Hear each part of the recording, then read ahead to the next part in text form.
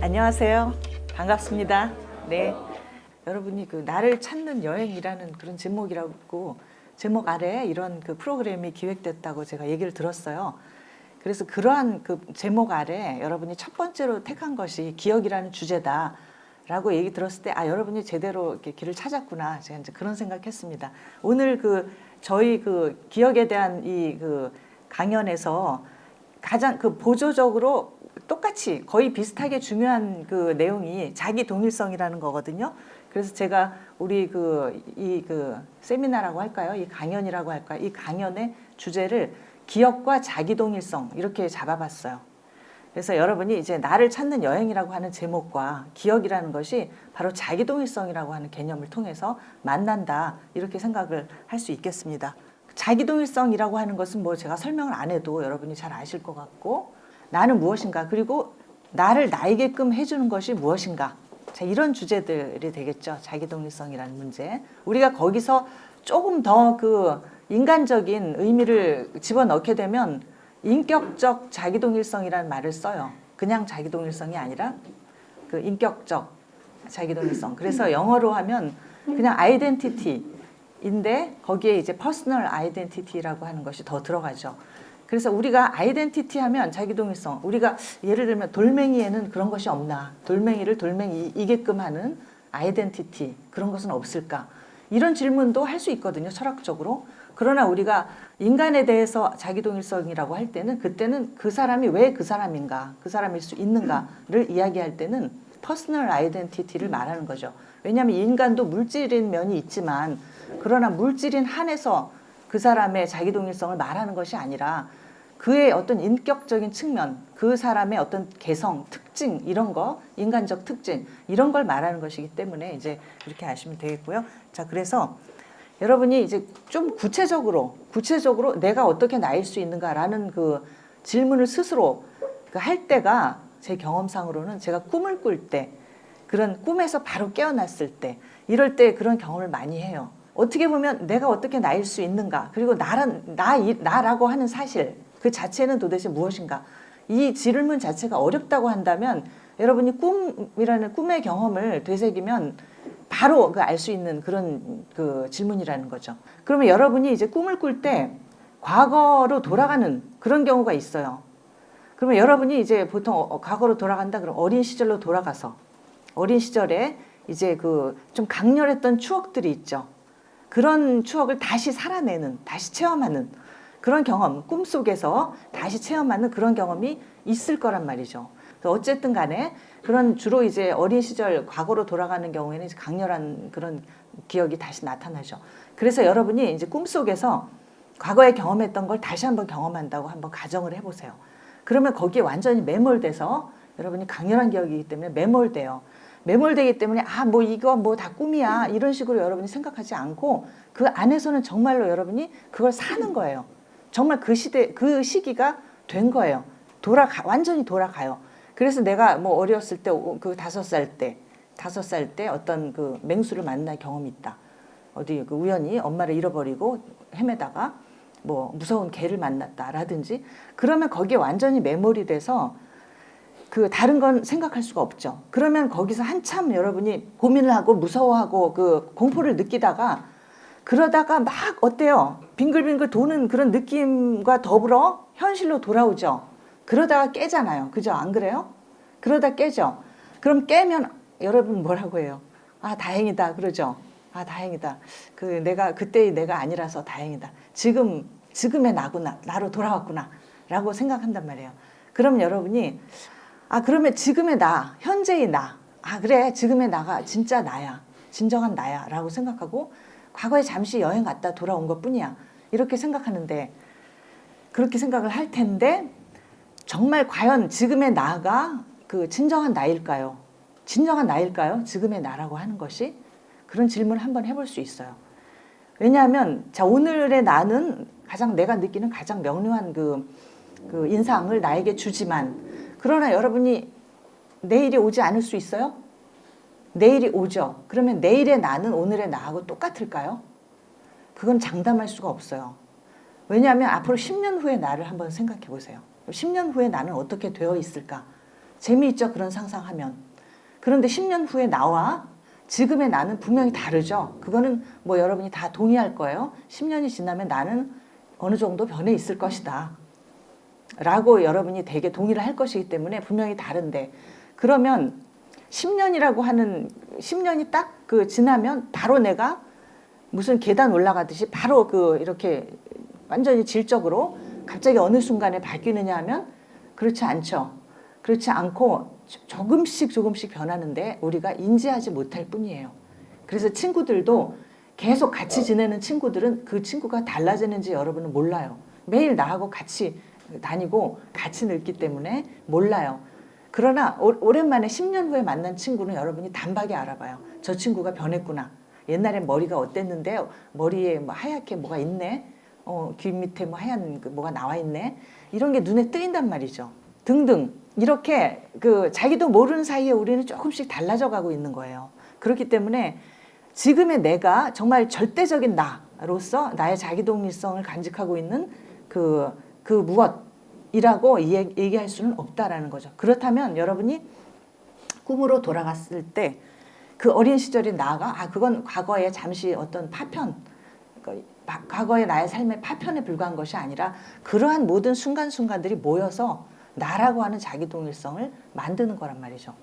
예, 그렇고요. 그 다음에 여러분이 이제 제가 이따가 주로 앙리 베르그손의 그 기억 이론을 얘기할 것이기 때문에 거기 가장 중요한 그 개념이라기보다 도식 중에 하나가 있는데 동그란 동심원들이 이제 여러 개 겹치는 그것이 이제 쌍으로 이제 팔자 도식이라고 제가 이름을 붙여봤는데 위로 동심원들이 여러 개 있고 아래로 동심원들이 여러 개 있는 그 유명한 그 도식이 있어요. 그런 것을 그 원 하나하나를 의식의 평면이라고 하는데 의식의 평면들이라고 이제 베르그손이 이제 이름 붙여줘. 플랑 들라 꽁시앙스라고 레 플랑 들라 꽁시앙스.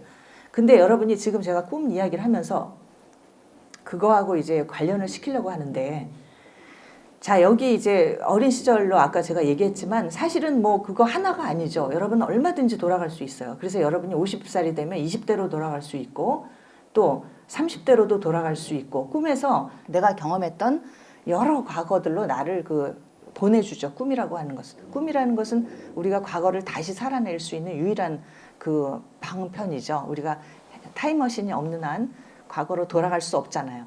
그래서 꿈을 꾸면서 우리가 과거를 다시 체험하는 그런 그 경험을 할 수가 있는데 그것이 하나가 아니라는 거죠. 여러 개라는 거죠. 그래서 이럴 수도 있어요. 방금은 이제 우리가 어린 시절에 그 무서운 개를 만났던 경험에 대해서 얘기했는데 그런 것들이 연관이 되는 것들이 여러 개가 동시에 나타날 수도 있어요. 그래서 어린 시절에 이제 무시무시한 그런 경험을 했던 거에서 조금 다시 빙 돌아서 한 뭐 열 몇 살 때 정말 학교에서 무서운 선생님에게 그 아주 엄청나게 혼이 났던 그런 경험이라든지 그러다가 한 뭐 10대로 가서 아버지와 갈등이 생겨서 아버님과 다투었던 그래서 굉장히 이제 공포도 느끼고 굉장히 마음이 안 좋았던 경험이라든지 이런 식으로 그것들이 돌아가면서 계속 같은 류의 경험들이 이렇게 나선형으로 계속 나타날 수도 있는데 우리가 왜 흔히 나이를 나이테라고 하잖아요. 나이테 들어보셨죠?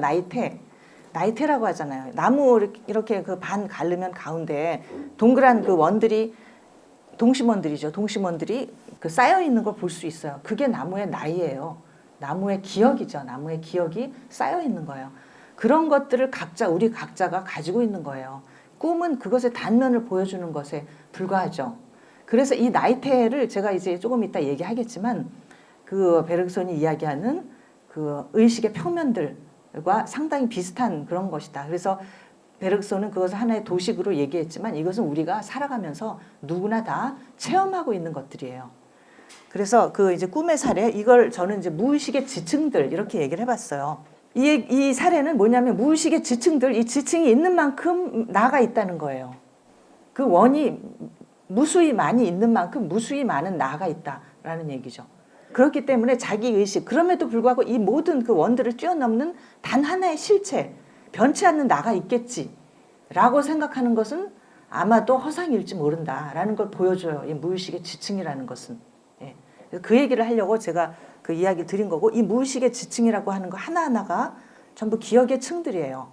우리가 이제 좀 아름다운 말로 추억이라고 할 수 있죠. 추억의 층들이죠. 추억이 지층 한 켜 한 켜 쌓이듯이 그 쌓여 있는 것들이고, 나이테처럼 그렇게 그 무수히 우리 안에 이제 박혀 있는 거예요. 예. 그래서 자기동일성은 그렇게 자명한 것은 아니에요. 뭐냐면 지금 방금 얘기했듯이 자기동일성이라는 것은 기억이 켜켜이 쌓여 있는 그런 것들로부터 우리가 유추할 수 있어요. 그렇게 해서 여러 개의 자기동일성이 있다라고 이야기할 수 있는데, 그러면은 지금 얘기한 것처럼 기억이 거기서 핵심적인 역할을 하고 있죠. 자, 그러면 오늘날에는 이제 기억, 그 자기동일성을 구성하는 이제 가장 핵심적인 요소가 기억이다라고 사람들이 이야기하는데, 별로 반대하는 사람 거의 없을 거예요. 대개 다 그렇지, 기억이 없다고 하면 내가 어떻게, 나라는 존재가 어떻게 있을 수 있을까라고 되게 이제 동의를 하실 텐데, 그거에 어떤 지대한 공헌을 한 것이 그 기억에 관한 신경생리학의 발달이에요. 그래서 최근에 그 여러분이 그 기억에 관한 그 책들 굉장히 많이 나와 있고, 특히 그 신경생리학의 그 저서들이 많이 나와 있어요. 뇌에 관한 것들, 이런 것들 많이 나와 있는데, 그런 것들이 이제 자기동일성과 기억의 관계를 이제 보여주는 그런 연구들, 이런 것들을 많이 하고 있어요. 그렇기 때문에 요즘 우리가 기억은 이제 자기동일성과 관계가 있다 하는 것이 어느 정도 상식이 되어 있는데, 이것이 처음부터 그랬던 건 아니라는 거죠. 그 얘기는 조금 이따가 다시 하려고 하고, 여기서 제가 이제 자기동일성에서 기억의 역할을 이제 사람들이 강조하고 그러한 연구들이 진행되면서 나오는 영화들이 이런 것들이에요. 이 영화들이 메멘토라든지 뭐 그 내가 잠들기 전에와 같은 이런 영화, 이런 것들이 그냥 오로지 상상만으로 만들어진 게 아니에요. 방금 제가 말씀드린 그런 기억에 관한 여러 가지 과학적 연구를 토대로 만들어진 영화들이죠. 그래서 메멘토 같은 경우는 굉장히 어떤 뭐라고 할까, 쇼킹하다고 할까, 저런 일이 있을 수 있을까, 주인공이 15분밖에 그쵸, 그 기억이 지속되지 않는데도 불구하고 끊임없이 자기 자신을 찾아 헤매는 이런 어떤 그 이제 그런 이야기죠. 그런 스토리인데, 그 스토리가 하나 있고, 그 다음에 내가 잠들기 전에는 그거보다는 조금 더 현실적인 얘기인데, 내가 잠들기 전에는 15분은 아니고 하루 가요. 하루라고는 엄밀히 볼 수 없겠다. 한 잠들기 전에 이제 잠만 들면 기억을 잊어버리니까, 깨고 나서 그러면은 8시에 일어나서 밤 12시에 잔다고 하면 14시간 정도 기억이 가는 거죠. 그렇게 해서 자고 나면 완전히 또 잊어버리고 다음날 아침에 일어나면 또 새로운 사람이 돼요. 그런 영화거든요. 그래서 이런 것들은 보세요. 만약에 그 매일매일 새로워진다 하면 이 사람은 자기동일성이 있는 사람이에요, 없는 사람이에요? 내가 누군지 모르죠. 내가 누군지 몰라요. 그러니까 이것은 나라고 하는 것은 곧 기억이구나 하는 걸 알게 해주는 그런 영화들이에요. 그래서 이제 그 기억이 자기의식의 기초다라고 말할 수가 있고, 그걸 잘 보여주는 영화들이고, 아까 그 기억과 자기동일성의 관계가 오늘날 우리는 자명한 것으로 알고 있지만, 원래 그 철학자들 이 주장했던 내용은 아니에요. 철학자들은 기억이 중요하다라고 이야기한 사람 별로 없어요. 자, 우리가 데카르트부터 시작을, 데카르트, 여러분이 이제 데카르트는 워낙 유명한 철학자여서 나는 생각한다, 그러고 나는 존재한다. 그죠? 여러분이 철학을 하신 분도 있겠지만 하지 않으신 분들도 그 말은 알 것 같아요. 그죠? 그래서 그 생각한다라고 하는 이 사유, 인간의 어떤 이성적 사유, 이걸 토대로 해서 인간이 인간으로 눈뜨게 된 그러한 어떤 근대적 사건이라고 보통 우리가 이야기하잖아요. 그 전까지 어떤 그 반계몽, 그러니까 계몽 이전에 어떤 그 암흑 속에서 인간의 정신이 헤맸다고 할까? 뭐 그런 상황이라면 데카르트와 더불어 우리가 자기의식을 갖게 됐다. 보통 철학에서는 그렇게 이야기해요. 어쨌든 조금 과장일 수도 있는데 어쨌든 보통 그렇게 얘기하죠. 그래서 데카르트는 뭐라고 했느냐면, 자, 방금 이야기한 거 나는 생각한다, 고로 나는 존재한다. 거기서 그 알려지는 것이 자아라는 것은 이성적 실체다라는 거예요. 그 데카르트의 그 이야기는 자아는 곧 이성이고, 그리고 그 이성은 어떤 실체적인 어떤 것이다. 자아라는 것은 실체다라고 이야기하는 그런 과정인데, 자 보세요. 자아는 실체고, 실체라는 말은 존재하기 위해서 그 다른 어떤 것도 필요로 하지 않는 것이라고 하는 그런 그 정의가 있어요. 그 스콜라 철학자들이 정의하고 있죠. 그러니까 그 자체로 완벽하다 이런 뜻이에요. 내가 나이기 위해서 어떤 다른 것을 필요로 하지 않는다. 다른 것에 의존하지 않는다라는 거죠. 그래서 이제 데카르트가 그러한 자아를 주장을 했는데 그 다음에 그러한 자아는 또 이성적 자아이고 또 그 이성이 곧 진리를 인식하기 때문에 그렇기 때문에 이런 모든 걸 통틀어 우리가 자기동일성, 자아의 자기동일성을 구성한다고 해요. 일단은 제일 기본적인 것은 자아는 실체이기 때문에 다른 것에 의존하지 않기 때문에 자기동일적 존재라는 거예요. 그냥 그 자체로 동일하다 이런 이야기죠. 그러니까 이렇기 때문에 자기동일성은 기억에 의존하지 않아요. 데카르트에서. 만약에 나의 자기동일성, 내가 나라고 하는 사실이 나의 기억에 의존한다면 데카르트에 따르면 이런 거죠. 나의 기억이라고 하는 것은 변할 수 있죠. 그 다음에 여기 기억이 뭐 완벽한 사람이 없죠. 그죠? 인간인 이상은 기억에는 항상 실수가 따르기 마련이에요. 그 다음에 또 나이가 들어갈수록 건망증 생기죠. 그 다음에 여러분도 아무리 기억력 좋은 사람도 신경을 여기저기 많이 쓰다 보면 건망증이 생기게 마련이에요. 그렇다고 하면 데카르트가 말하는 이성적 자아는 모든 분야에서 명료한 의식을 가진 자아인데 그러한 자아가 자꾸 실수를 해가지고 건망증으로 뭘 잊어버리고 이렇다고 하면 그 자아는 데카르트가 말하는 이런 어떤 이성적 진리를 보장해주지 못해요. 그렇게 자꾸 실수하는 자아는. 그렇기 때문에 데카르트는 기억이라고 하는 것은 진리를 보증해주지 않는다. 그래서 자기동일성은 기억에 의존하지 않아요. 데카르트에선. 그래서 말하자면 기억의 실수 가능성 때문에 데카르트는 기억을 불신했던 거죠. 그래서 기억과 상관없다 이거예요. 기억과 상관없이 자아는 그 자체로서 완벽하고 그 자체로서 자기동일적이다 라고 이야기하는데 데이비드 휴미라는 사람이 이제 여기에 반기를 드는 거죠. 지금 이제 데카르트가 자아가 실체라고 하는 근거가 있느냐 이런 얘기죠. 그래서 누가 보장해 주느냐? 누가 보장해줘요? 데카르트에서는 신이 보장해 주죠. 그렇죠? 예. 데카르트 배운 사람 신이 보장해 주는데 데이비드 휴는 물론 이제 굉장히 무신론이라고 자기가 알려지는 것을 두려워하긴 했지만 그래도 무신론자인 건 틀림없죠. 예. 밖으로는 얘기 잘 안 하지만 그런 걸 믿지 않죠. 그런 걸 믿지 않는다고 하면 자기동일성은 자아가 실체가 아니라면 자기동일성은 무엇이 보증을 해줄까요? 휴는 아무리 생각해봐도 그건 기억밖에 없는 거예요. 기억에 의해서 가능하다라고 철학사에서 최초로 이런 이야기를 한 사람이고 이 시기가 18세기예요. 그러니까 18세기면 지금부터 200년 전 얼마 안 된 거죠. 서양 철학은 2500년이란 역사를 가지고 있고 동양 철학도 뭐 거의 비슷한 시기에 나왔는데 기억이 중요하다라고 얘기한 철학자는 거의 없어요. 조금 더 거슬러 올라가 보면 이제 2500년 전에 소크라테스 다음에 누가 나왔어요? 플라톤이 나왔죠. 예, 플라톤에서 보면 기억에 대한 얘기가 잠깐 나와요. 나오기는 나와요. 언제 나오냐면 에르 신화라고 혹시 들어본 적 있어요? 에르 신화라고 있어요. 에르라고 하는 사람이 저세상에서 뭘 해요?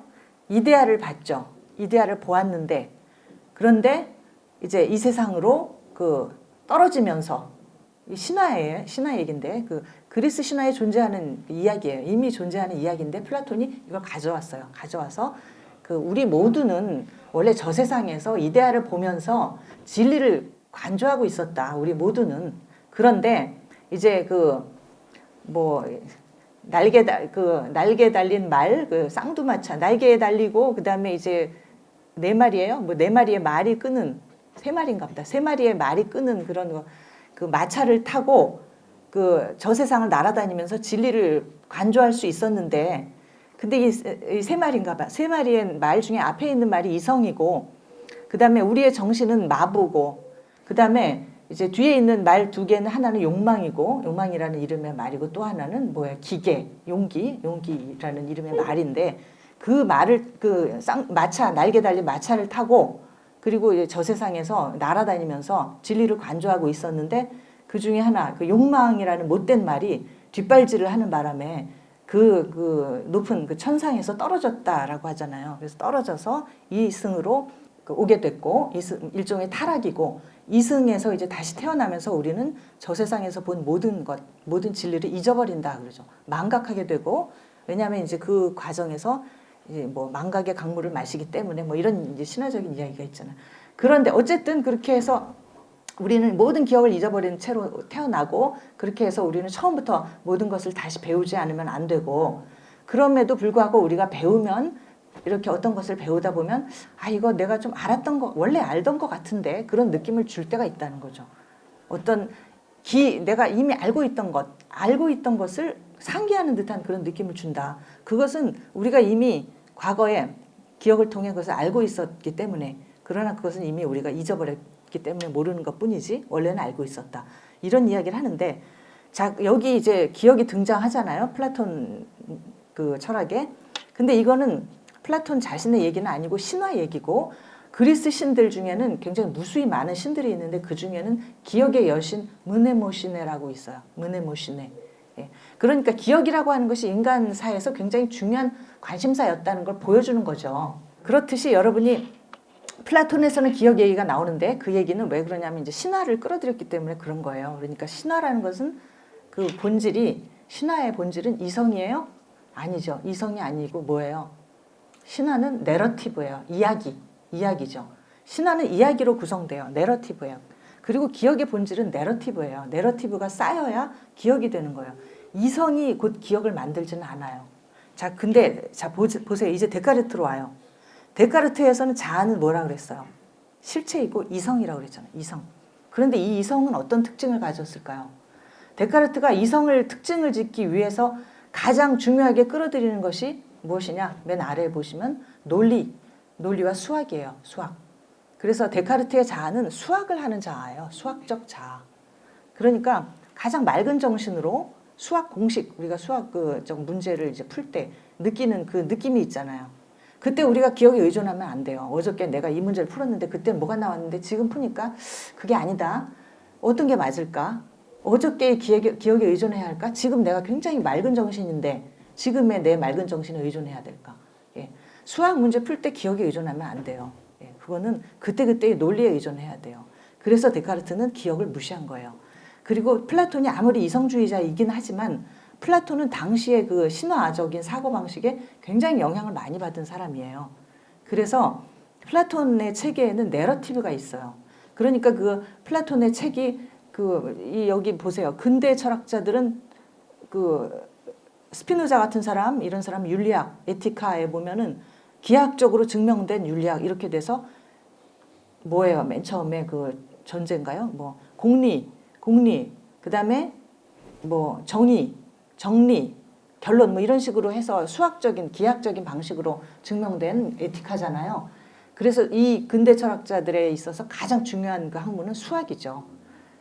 자, 그런데 뭐 플라톤도 수학을 중시하기는 했지만 그러나 이제 아까도 말씀드린 것처럼 이미 그 그리스는 굉장히 그 풍부한 어떤 그런 신화들에 둘러싸여서 그러한 요즘식으로 얘기하면 인문주의적인 그런 그 문화가 있어요. 근대는 그런 문화가 이 당시에 존재하지 않았어요. 이때 이제 데카르트나 그 스피노자 이런 사람들이 싸운 대상은 바로 신학이죠. 신학과 더불어서 신학과 싸우면서 신앙에 대한 이성의 우위를 확립하려는 그런 것이 중요한 문제의식이었기 때문에 어떤 그 내러티브에 의해서 뒷받침하지 못했어요. 이런 것들을. 수학이 뒷받침해 준 거죠. 자, 그래서 여러분이 기억이라는 것이 왜 오랫동안 천대받았는지 알 수가 있어요. 플라톤 이후에는 또 거의 사라지죠. 그래서 이제 그 데이비드 휴메에 와서 되살려졌다. 그리고 거의 뭐 완전히 새롭게 등장했다라고 얘기할 수가 있어요. 기억이라는 것은. 그래서 기억해 둘 만한 이름이고 데이비드 휴. 자, 이 휴는 뭐라고 얘기했느냐 하면 자기 동일성.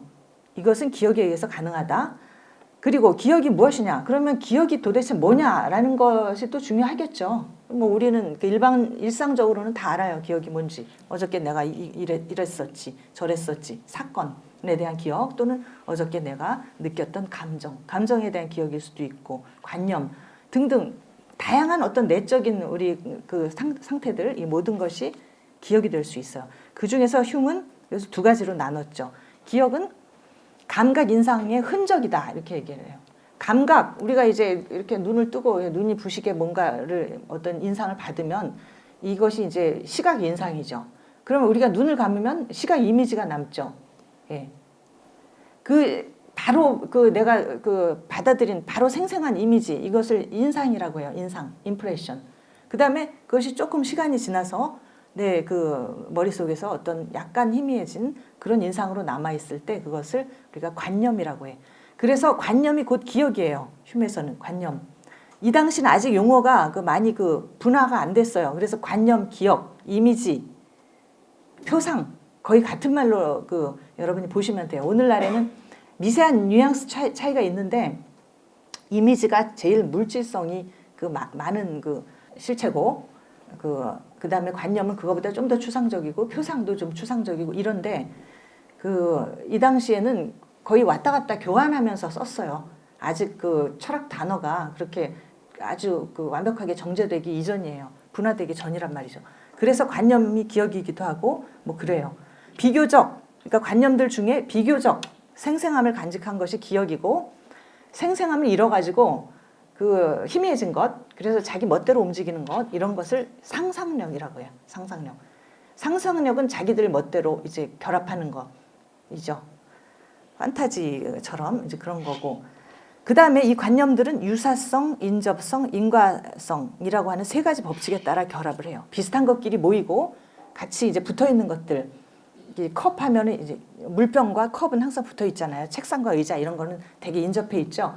이런 게 그래서 나중에 여러분 책상을 떠올리면 의자도 같이 떠오르고 등등 이런 것을 인접성에 의한 연합. 그래서 비슷한 것끼리 연합한다. 인과 법칙이라는 것은 여기서 말하는 인과는 엄밀한 의미의 수학적 인과는 아니에요. 흉이 이제 그런 이야기를 한 건 아니고 하나가 나타나면 다른 것이 그 꼭 나타난다. 불을 피우면 꼭 연기가 난다. 그런데 우리가 불을 피우면 반드시 연기가 나는지 그건 몰라요. 우리는 인상밖에 가진 것이 없기 때문에 그러한 것. 그래서 비슷하게 항상 따라 붙는 것 이런 것을 인과 법칙이라고 해요. 그래서 이 세 가지 법칙에 따라 결합을 해요. 기억은. 여기까지가 데이비드 휴미 한 얘기예요. 자 그러면 이제 베르그선으로 들어가기 전에 우리가 봅시다. 기억으로 충분한가? 그러면 우리가 조금 아까 얘기하기를 그 자기동일성에서 이제 그 오랫동안 철학자들은 그 무시했지만 사실은 기억이 중요하다. 오늘날에는 뭐 그걸 의심하는 사람은 아무도 없다. 그런 얘기를 했고 그런 얘기를 최근 들어 가장 최초로 오리지널리티를 가진 그런 사람이 휴미다까지 얘기했는데 그리고 휴메에 있어서 기억은 이런 거다까지 얘기를 했는데 그러면 휴미 얘기한 것만 가지고 우리가 그러면 그것으로 우리가 우리의 자기동일성을 설명하는데 충분할까라는 질문을 한다면 그것은 또 아니다라는 얘기죠. 자, 왜 그러냐면 일단 기억이 불완전하다고 하는 그 데카르트의 그 주장은 맞아요. 그건 맞아요. 그렇다고 해서 뭐 기억을 이것을 버리고 뭐 실체니까 뭐 딴 데 수학 뭐 이런 데 의존한다. 그거는 안 된다. 그건 안 되고 실질적으로 기억이 실질적으로는 중요하다. 불완전하지만 실질적으로 중요한데 그러나 불완전하다는 것은 맞기 때문에 우리가 휴미 얘기한 것으로 충분하지 않아요. 그렇다면 인격을 이루는 통합적 원리는 무엇인가? 그 밑에 보세요. 휴은 뉴턴의 원자론적 세계관에서 인력의 법칙을 모방을 해요. 예, 이거는 흉을 배운 사람들도 잘 충분히 기억하지 못하는 내용이에요. 휴미 살던 18세기의 정말 최고의 스타 중의 스타, 모든 분야에서 스타 중의 스타는 뉴턴이었어요. 지금 같으면 뭐 아인슈타인보다 더한 그런 어떤 그 당시에 인기를 누린 그런 과학자였어요. 뉴턴을 찬양하는 시 이런 것도 나오고 그랬어요. 성서에 보면 하나님이 말씀하기를 뭐라고 해요? 빛이 있어라. 그러고는 모든 것이 뭐 밝아졌단가 뭐 그런 제가 기억이 안 나요. 그랬던 것 같고 그런 게 있는데 거기에 빗대서 알렉산더 포프의 그 시에는 뉴턴이 있어라. 신이 말하기를 뉴턴이 있어라. 그리고는 모든 것이 빛이었다. 이런 시예요. 예. 그러니까 뉴턴의 그 위치가 어느 정도였는지 알 수가 있겠죠. 예, 여러분이 그 당시까지도 마녀 사냥이 횡행하던 때였어요. 마녀 사냥이라는 거 18세기까지 있었어요. 예, 그렇게 인류가 어떤 계몽의 어떤 계몽하면 이제 원래 계몽이라는 것이 빛이라는 뜻이에요. enlightenment, 빛을 밝힌다라고 하니까 빛의 시대라고 하는데 계몽의 시대를 그 전까지 그거와 대비해서 우리가 암흑의 시대라고 하잖아요. 암흑의 시대. 그런데 이성이 그 이성의 눈 뜨고 아까 이제 데카르트가 얘기한 거 나는 생각한다. 고로 나는 존재하다라고 하는 그런 이성적 자아를 발견하고 철학자들은 이제는 우리 인류는 암흑에서 벗어났다라고 얘기하면서 그것의 표상, 그 이성의 표상이 바로 뉴턴이었어요. 뉴턴이 우리에게 빛을 가져다 준 인물이라고 생각을 한 거예요. 그리고 뉴턴은 그 당시에 굉장히 대중적으로도 인기를 끌었어요. 그러니까 그런 시도 나왔죠. 그래서 뉴턴의 이제 그 원자론적 세계관, 뉴턴 자신이 그 원자론이냐 아니냐 이것도 논란이 있기는 해요. 그러나 어쨌든 그 당시에 이제 과학자들은 대부분 원자론자들이었고 과학하면은 원자론으로 그 당시에 생각을 했어요. 뉴턴은 뭐 이렇게 강력하게 주장하지는 않았지만 데카르트도 원자론자는 아니었어요. 이렇게 이제 철학자마다 약간씩 다르긴 해요. 그러나 그 당시의 대세는 원자론이었어요. 이 원자론적 세계관에서 원자들이라고 하는 것은 더 이상 쪼갤 수 없는 그 가장 그 작은 입자들이에요. 그런데 그것들이 그 이합 집산하면서 즉 이렇게 그 결합하고 또는 서로 이제 그 충돌해서는 뭐라고 해요? 그 충돌 서로 이제 튀면서 이게 또 그 이제 인력이 작용을 하면 그것들이 이제 따라 붙어서 어떤 그 물질을 이루고 뭔가를 이루고 그다음에 이제 인력 대신에 척력이라고 하죠. 반대되는 거 밀어내는 힘이 작용하면 이제 흩어지고 이런 식으로 인력과 척력이라고 하는 것이 있어서 만물이 이제 이합 집산한다. 만물이 모이고 흩어지고 뭐 이런다는 이제 가장 기본적인 그 유물론적인 어떤 기계론적인 세계관이에요. 자, 이것을 흉이 모방을 해서 이 당시에 뉴턴을 모방하지 않은 그 지식인들은 없었어요. 그러니까 흉도 당연히 그랬는데 흉도 야망이 있는 굉장히 야망이 있는 철학자였죠. 그래서 뭐라고 했냐면 나는 정신세계의 뉴턴이 되겠다 그랬어요. 그래서 실제로 그 뉴턴이 물리세계의 그 뉴턴이라면 그 흉은 나는 정신세계의 뉴턴이다라고 그 포부를 밝혔는데 그렇게 포부만 비슷한 것이 아니라 방법론도 비슷해요. 그래서 인력이라고 하는 개념을 가져온 거죠. 그래서 관념들은 우리 그 정신이라고 하는 것은 이 관념들이 떠다니는 세계예요. 관념들이 서로 부유하고 있어요. 우연적으로 떠다니는데 그 관념들을 결합시키는 원리가 바로 인력의 원리예요. 그 원자들이 결합하는 인력. 그 뉴턴에서는 만유인력이죠. 만유인력. 인력의 원리. 그런데 이제 그 인력에 바로 아까 얘기한 세 가지가 있었다. 유사, 인접, 인과 이 세 가지의 법칙이 있었다는 거죠. 그래서 그 법칙을 통해서 그 관념들이 결합하고 흩어지고 한다. 그것이 우리 정신 현상이다. 그래서 어떤 관념들이 어떻게 흩어지고 모인다 하는 것이 내가 생각한다. 내가 지금 생각하고 있다라는 것의 물질적 기반이다 이 말이에요.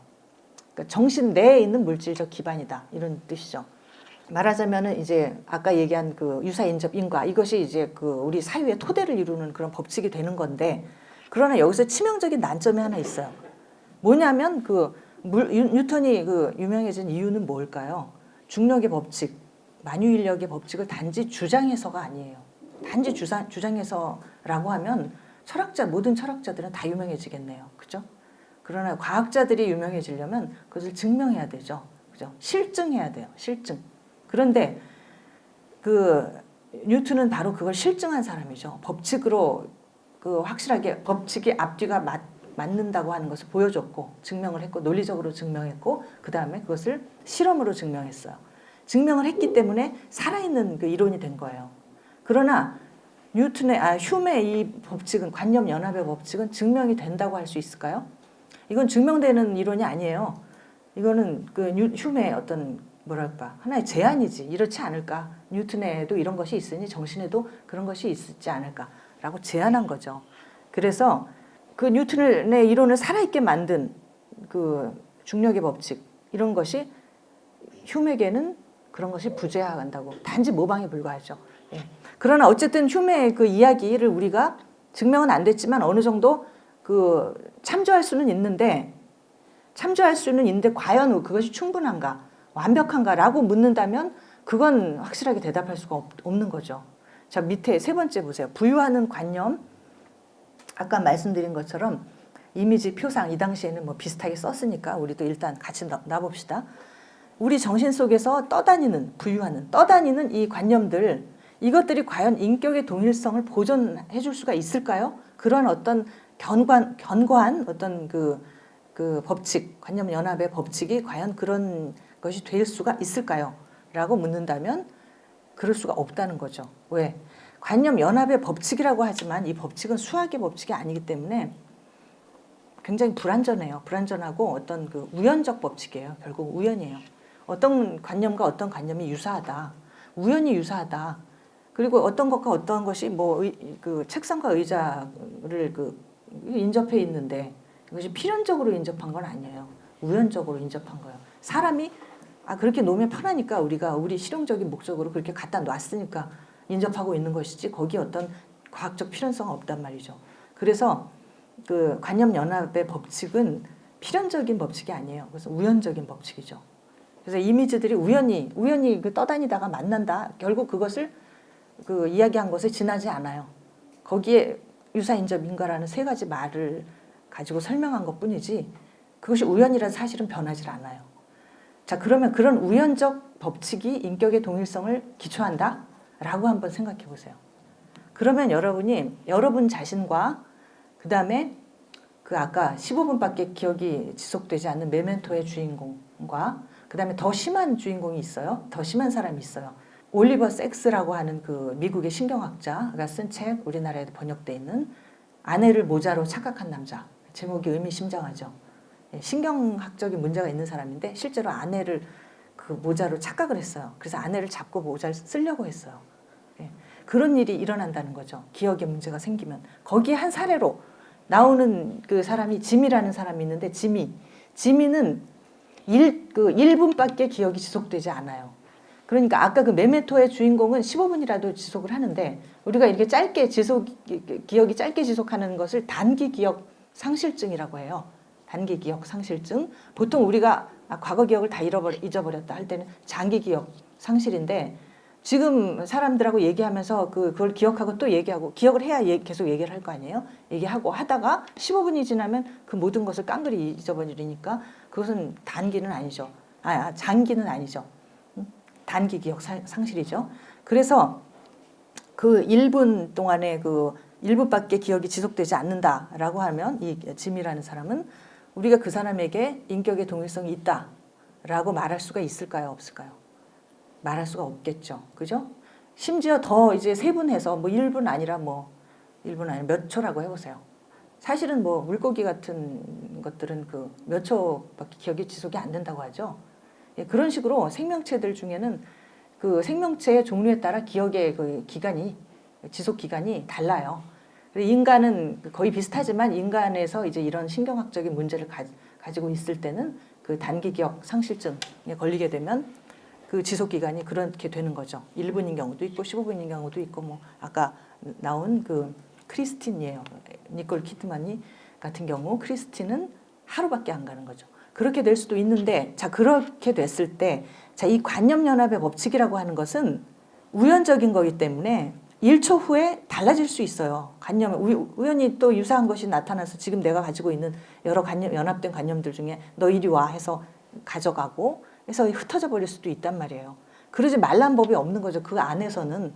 그렇기 때문에 제가 말하고자 하는 것은 관념연합의 법칙으로는 신경학적인 문제를 가진 환자와 1분밖에 기억이 지속이 안 되는 환자와 여러분 어제 내가 그 나였다고 하는 것을 아는 여러분 자신과 그 다음에 이제 아주 어렸을 때 5살 때 기억도 지금 그것도 역시 나야라고 기억하는 여러분과 구분이 안 된다는 말이죠. 관념연합의 법칙 가지고는 구분하지 못해요.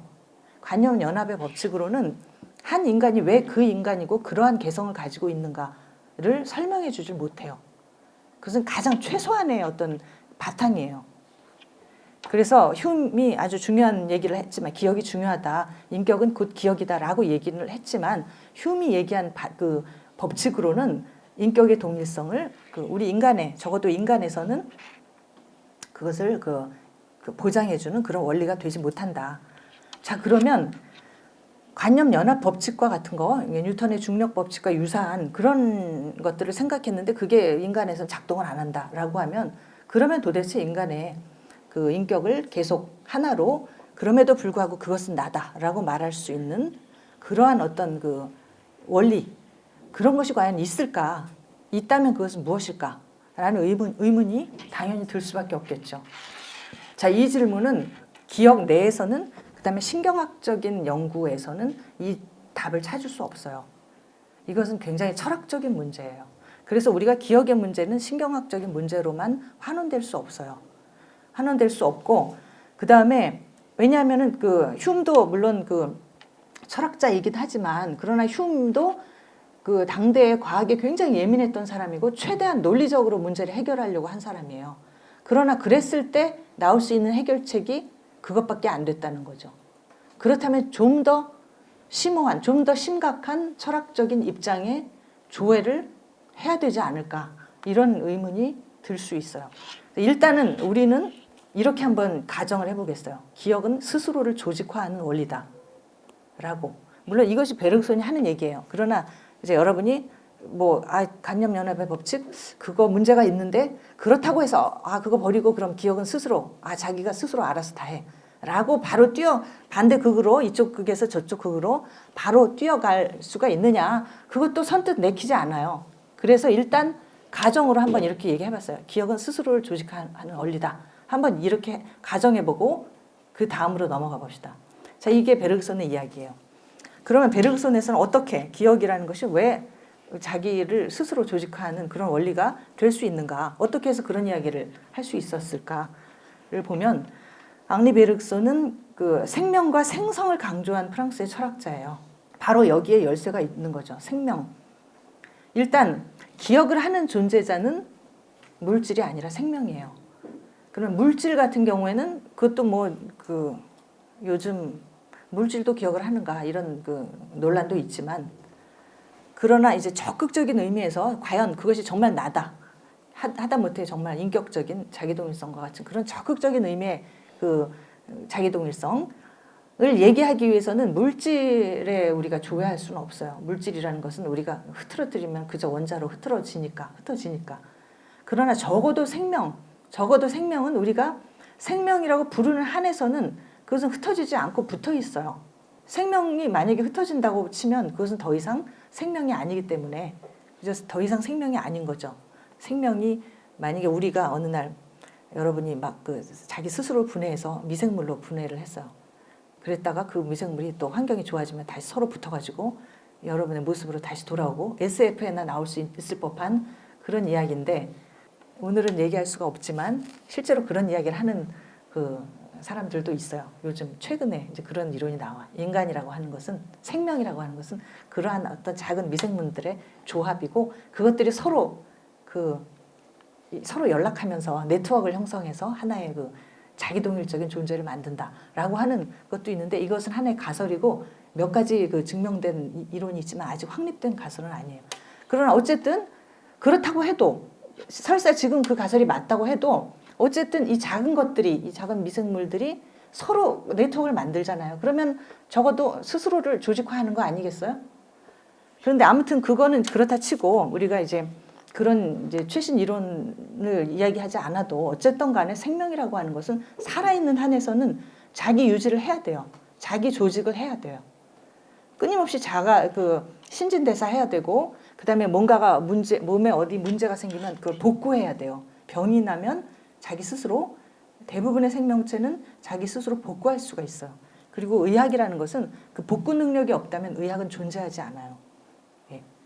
자, 그래서 이제 이 생명과 생성이라고 하는 데서 출발할 때, 베르그손은 그럴 때 기억이 가진 자기 조직화하는 능력에 대해서 나는 나다라고 할 수 있는 거, 그것을 설명할 수 있다고 보는 거죠. 그 바탕은 적어도 생명이어야 한다. 생명, 혹은 이제 그럴 때 또 생명이 왜 여기에 생성이 들어가 있냐면, 그것이 그냥 생명, 요즘은 생명을 설명을 할 때 이제 유물론적으로 많이 설명을 하고, 최근에 그 유전공학, 그 생명공학이 발달해서 굉장히 공학적으로 생명을 접근하기 때문에, 그럴 때 생명이라는 것은 이제 물질적 요소들의 합이죠. 그럴 때의 생명이 아니라 생명 그 자체가 가진 어떤 자기 조직화하는 힘, 이것을 강조하려고 하면 우리가 그러한 그 기계론적 유물론이 아니고 생성 철학에서 출발해야 돼요. 그런 의미에서 베르그손의 철학은 우리가 생명 철학이기도 하고 생성의 철학이기도 해요. 자, 그래서 일단 이제 그걸 모델로 할 때 이제 우리에게 다른 지평이 열린다라는 거죠. 그래서 여기 이제 베르그손에 제일 중요한 그 4개의 저서가 있는데 그 중에 두 번째 저서 물질과 기억, 주로 여기서 기억에 대해서 설명 많이 이야기하고 있죠. 1896년, 100년이 조금 넘은 저서예요. 넘어가서 그러면 여기 이제 내적 지속이라고 하는 그 개념이 나와요. 지속이라는 개념, 베르그손의 가장 핵심적인 개념이죠. 듀레, 불어로는 듀레이고 영어로 듀레이션. 이 그냥 우리 그 시간적으로 어떤 일정 기간 뭔가가 이제 계속된다라고 하는 그 시간적 개념이에요. 원래 단어의 의미는 그러나 이제 베르그손에서 그 개념을 의미 전이를 한 거죠. 그래서 그 지속이라는 말에 어떤 굉장히 형이상학적인 그런 의미를 부여했어요. 어떤 뜻이냐면 관찰을 의식의 흐름에서 시작을 했기 때문에 의식이라고 하는 것을 잘 관찰해 봤더니 이렇더라. 그래서 우리는 의식이 지속한다고 이야기하고 그리고 지속이라는 말 자체에 의식의 흐름과 같은 그러한 의미를 부여하고 시작하겠다 이거죠. 그래서 보세요. 세 번째, 의식은 분리된 순간들의 인위적인 합으로서 존재하는 것이 아니라 매 순간의 상태들이 적극적으로 서로를 반영하면서 적극적으로 연속되어 있다라고 이제 시작을 하는데 우선 첫 번째는 분리된 순간들의 인위적인 합이 아니다라는 것은 이제 뭐 수학에서 제일 알기 쉬운 것이 수학이죠. 수학에서 여러분이 이제 선을 점들의 합으로 정의하죠. 예. 그래서 물론 이제 거기에 어떤 비약이 있다고 해서 그 이의 제기하는 사람도 있는데 왜냐하면 점은 그 길이가 없고 점에는 크기가 없고 선은 크기가 있기 때문에 아무리 크기가 없는 것을 아무리 많이 더해도 크기가 있는 것이 나오진 않는다. 그렇기 때문에 거기에 또 비약이 있다라고 이야기를 하는데 어쨌든 그건 또 딴 얘기고. 그래서 의식을 거기에 비유하자면 그 점에 해당하는 것이 순간이 되겠죠. 순간. 근데 의식은 시간적 존재이기 때문에 그 시간적으로 존재하는 그런 그 존재 방식을 가지고 있어요. 그래서 그러한 시간적 존재 방식을 분리된 순간들의 합이다 라고 보는 그 입장이 있을 수 있고 베르그손은 이제 그렇게 해서는 안 된다. 마치 수학에서 점들의 합이 선이라고 보는 것에 비약이 있듯이 의식에서도 의식은 곧 시간인데 그 시간이 순간들의 합일 수는 없다라는 거죠. 시간이 시간 자체로서 명백한 사실인데 왜 그것을 인위적으로 순간대로 폭발을 해서 그 폭파된 순간들을 다시 또 합치려고 애를 쓰느냐 이거죠. 그 자체로서 우리가 그 파악을 해야 된다. 그때 그 흐름의 상태라고 하는 것은 매 순간의 상태들이 서로를 적극적으로 반영하는 그런 관계다. 그래서 그걸 베르그손은 상호 침투라고 이야기해요. 상호 침투. A와 B, C라는 요소들이 있다면 엄밀히 말하면 요소라는 것도 말할 수가 없는데 의식의 흐름이기 때문에 그런데 어쨌든 A, B, C라고 이야기하면 A 안에 B, C가 침투해 있고 B 안에 A와 C가 침투해 있고 C 안에 A와 B가 침투해 있다는 거예요. 그 얘기는 결국은 A, B, C가 전체라고 한다면 A 안에 전체가 들어있다는 거예요. 어떤 요소 안에 전체가 들어있다. 전체 안에 요소가 들어있을 뿐만 아니라 요소 안에 전체가 들어있다라고 이야기해요. 프랙탈 이미지죠. 프랙탈. 자, 어쨌든 이거 이야기하자면 한두 끝도 없는데 어쨌든 그것이 이제 베르그손의 흐름의 어떤 그 형상이다. 베르그손이 이야기하는 지속의 형상이에요. 자, 그래서 인간의 의식은 그렇게 존재한다라는 거예요. 그래서 우리가 어떤 순간에 우리 의식 상태를 하나 떼어놓고 보면 뗄 수도 없지만 그 작은 상태 안에 우리 자아 전체가 들어있다라는 거죠. 우리 인격 전체가 그 안에 들어있다라는 거예요. 그렇기 때문에 그것이 전체가 들어있다. 아까 얘기한 것처럼 요소 안에 전체가 들어있다라는 거죠. 만약에 그렇지 않다면 그것은 그 사람의 고유한 상태라고는 말할 수 없다라는 거죠. 그래서 만약에 인간을 인간이게 하는 고유한 상태가 있다면 그것은 그 상태 안에 그의 인격 전체가 어렸을 때부터 태어나서부터 지금까지의 모든 기억이 다 거기에 압축돼서 들어있기 때문에 그렇다는 거예요. 예, 압축이라는 말이 이제 베르그손에서 굉장히 중요한 용어예요. 그래서 그러한 지속, 그런 것은 현존재, 인간만이 아니라 존재 일반, 모든 존재가 그런 식으로 존재하고 있다.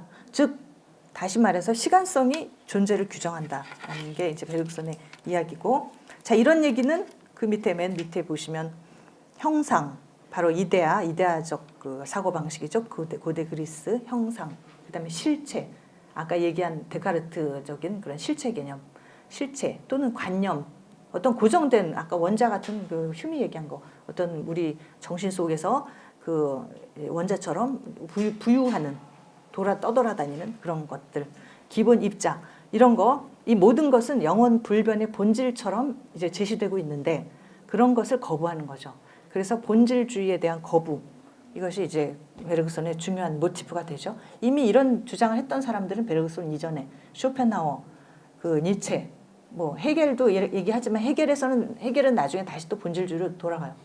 어쨌든 그래서 니체, 뭐 쇼펜하워 같은 이제 19세기 철학자들과 같은 계열의 베르그손이 있는데 베르그손 같은 경우에 이제 그 지속의 이제 특징이 뭐냐, 굉장히 생명적인 그런 관점에서 보고 있는 것.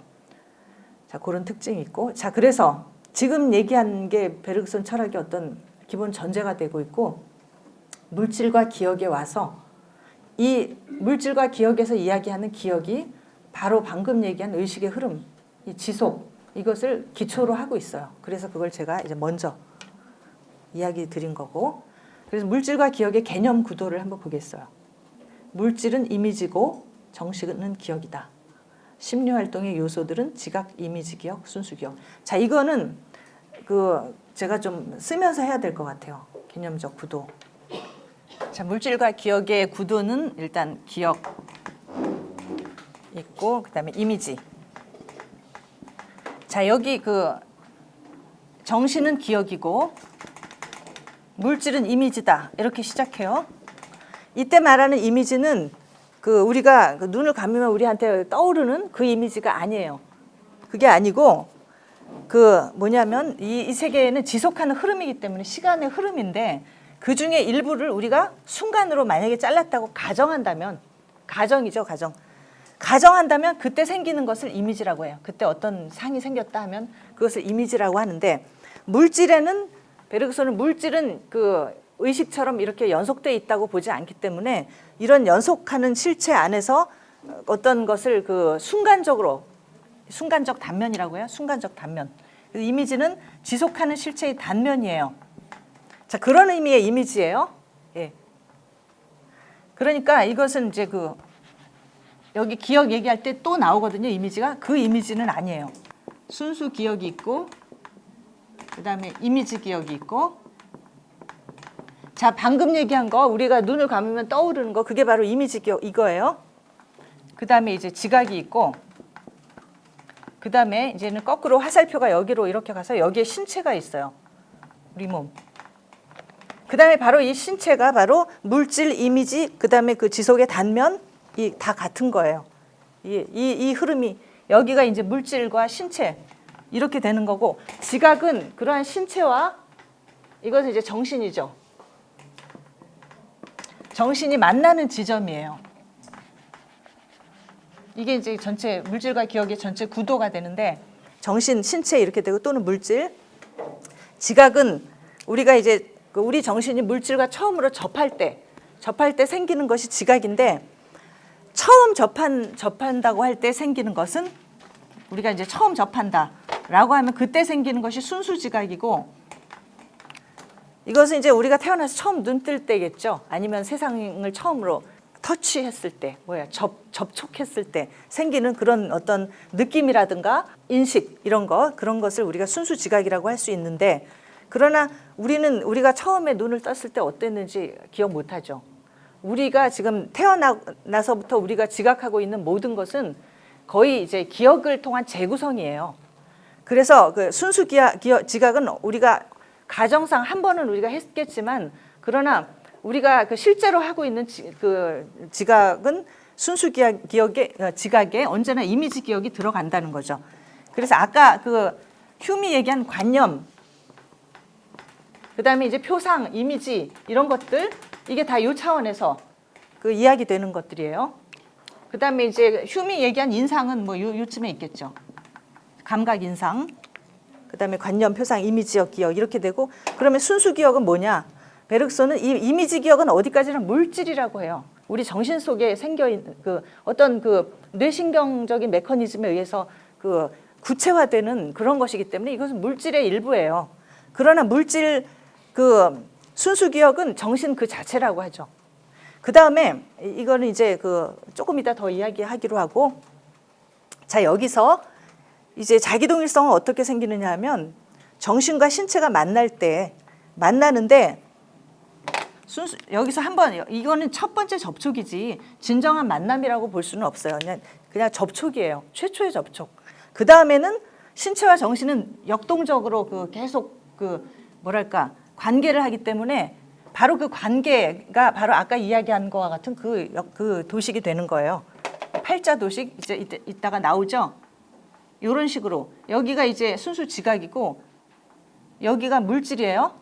그러면 우리가 이제 이 순수 지각에서 물질과 만날 때, 우리 정신이 물질과 만날 때 이 동심원들이 생겨나는데, 자 이것이 A라면 이것은 A 프라임, A와 A 프라임은 동시에 생겨요.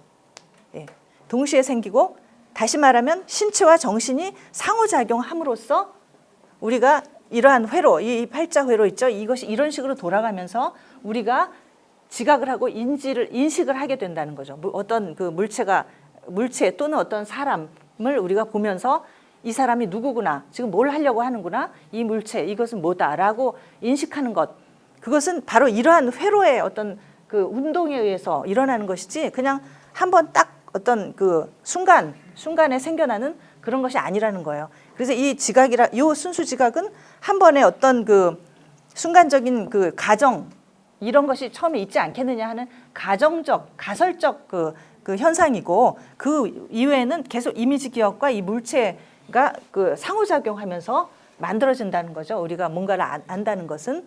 그 다음에 이제 그렇게 했을 때 이것은 이제 계속 이미지 기억은 계속 작용하는 기억이에요. 계속 우리 그 지각에 반영이 되는 기억이고, 그렇지 않고 기억 전체, 우리가 평소에 그 꿈꾸고 있을 때, 자고 있을 때, 그 다음에 아무 생각도 없이 가만히 있을 때, 또는 그런 모든 걸 떠나서 정말 아무것도 하지 않을 때라도 우리는 우리 안에 우리가 체험한 모든 것은 순수 기억 속에 보존되어 있다라고 얘기하는데, 자 이러니까 순수 기억은 과거 자체예요. 자 그래서 이게 지금 드린 개념 구도고, 넘어가서 두 종류의 기억이 있다 이렇게 이제 베르그손이 시작을 하죠. 자, 이제 본격적으로 들어가겠어요. 베르그손의 이론으로 들어가는데, 자 저기서 습관 기억은 어디쯤 위치할까요? 저 맨 아래 신체 저기에 위치하는 건데 보세요. 자 저기에 순수 기억, 이미지 기억까지가 우리가 이제 정신의 활동이라고 이제 볼 수 있고, 그 다음에 지각은 정신과 신체가 만나는 지점이고, 그 밑에 이제 신체가 있죠.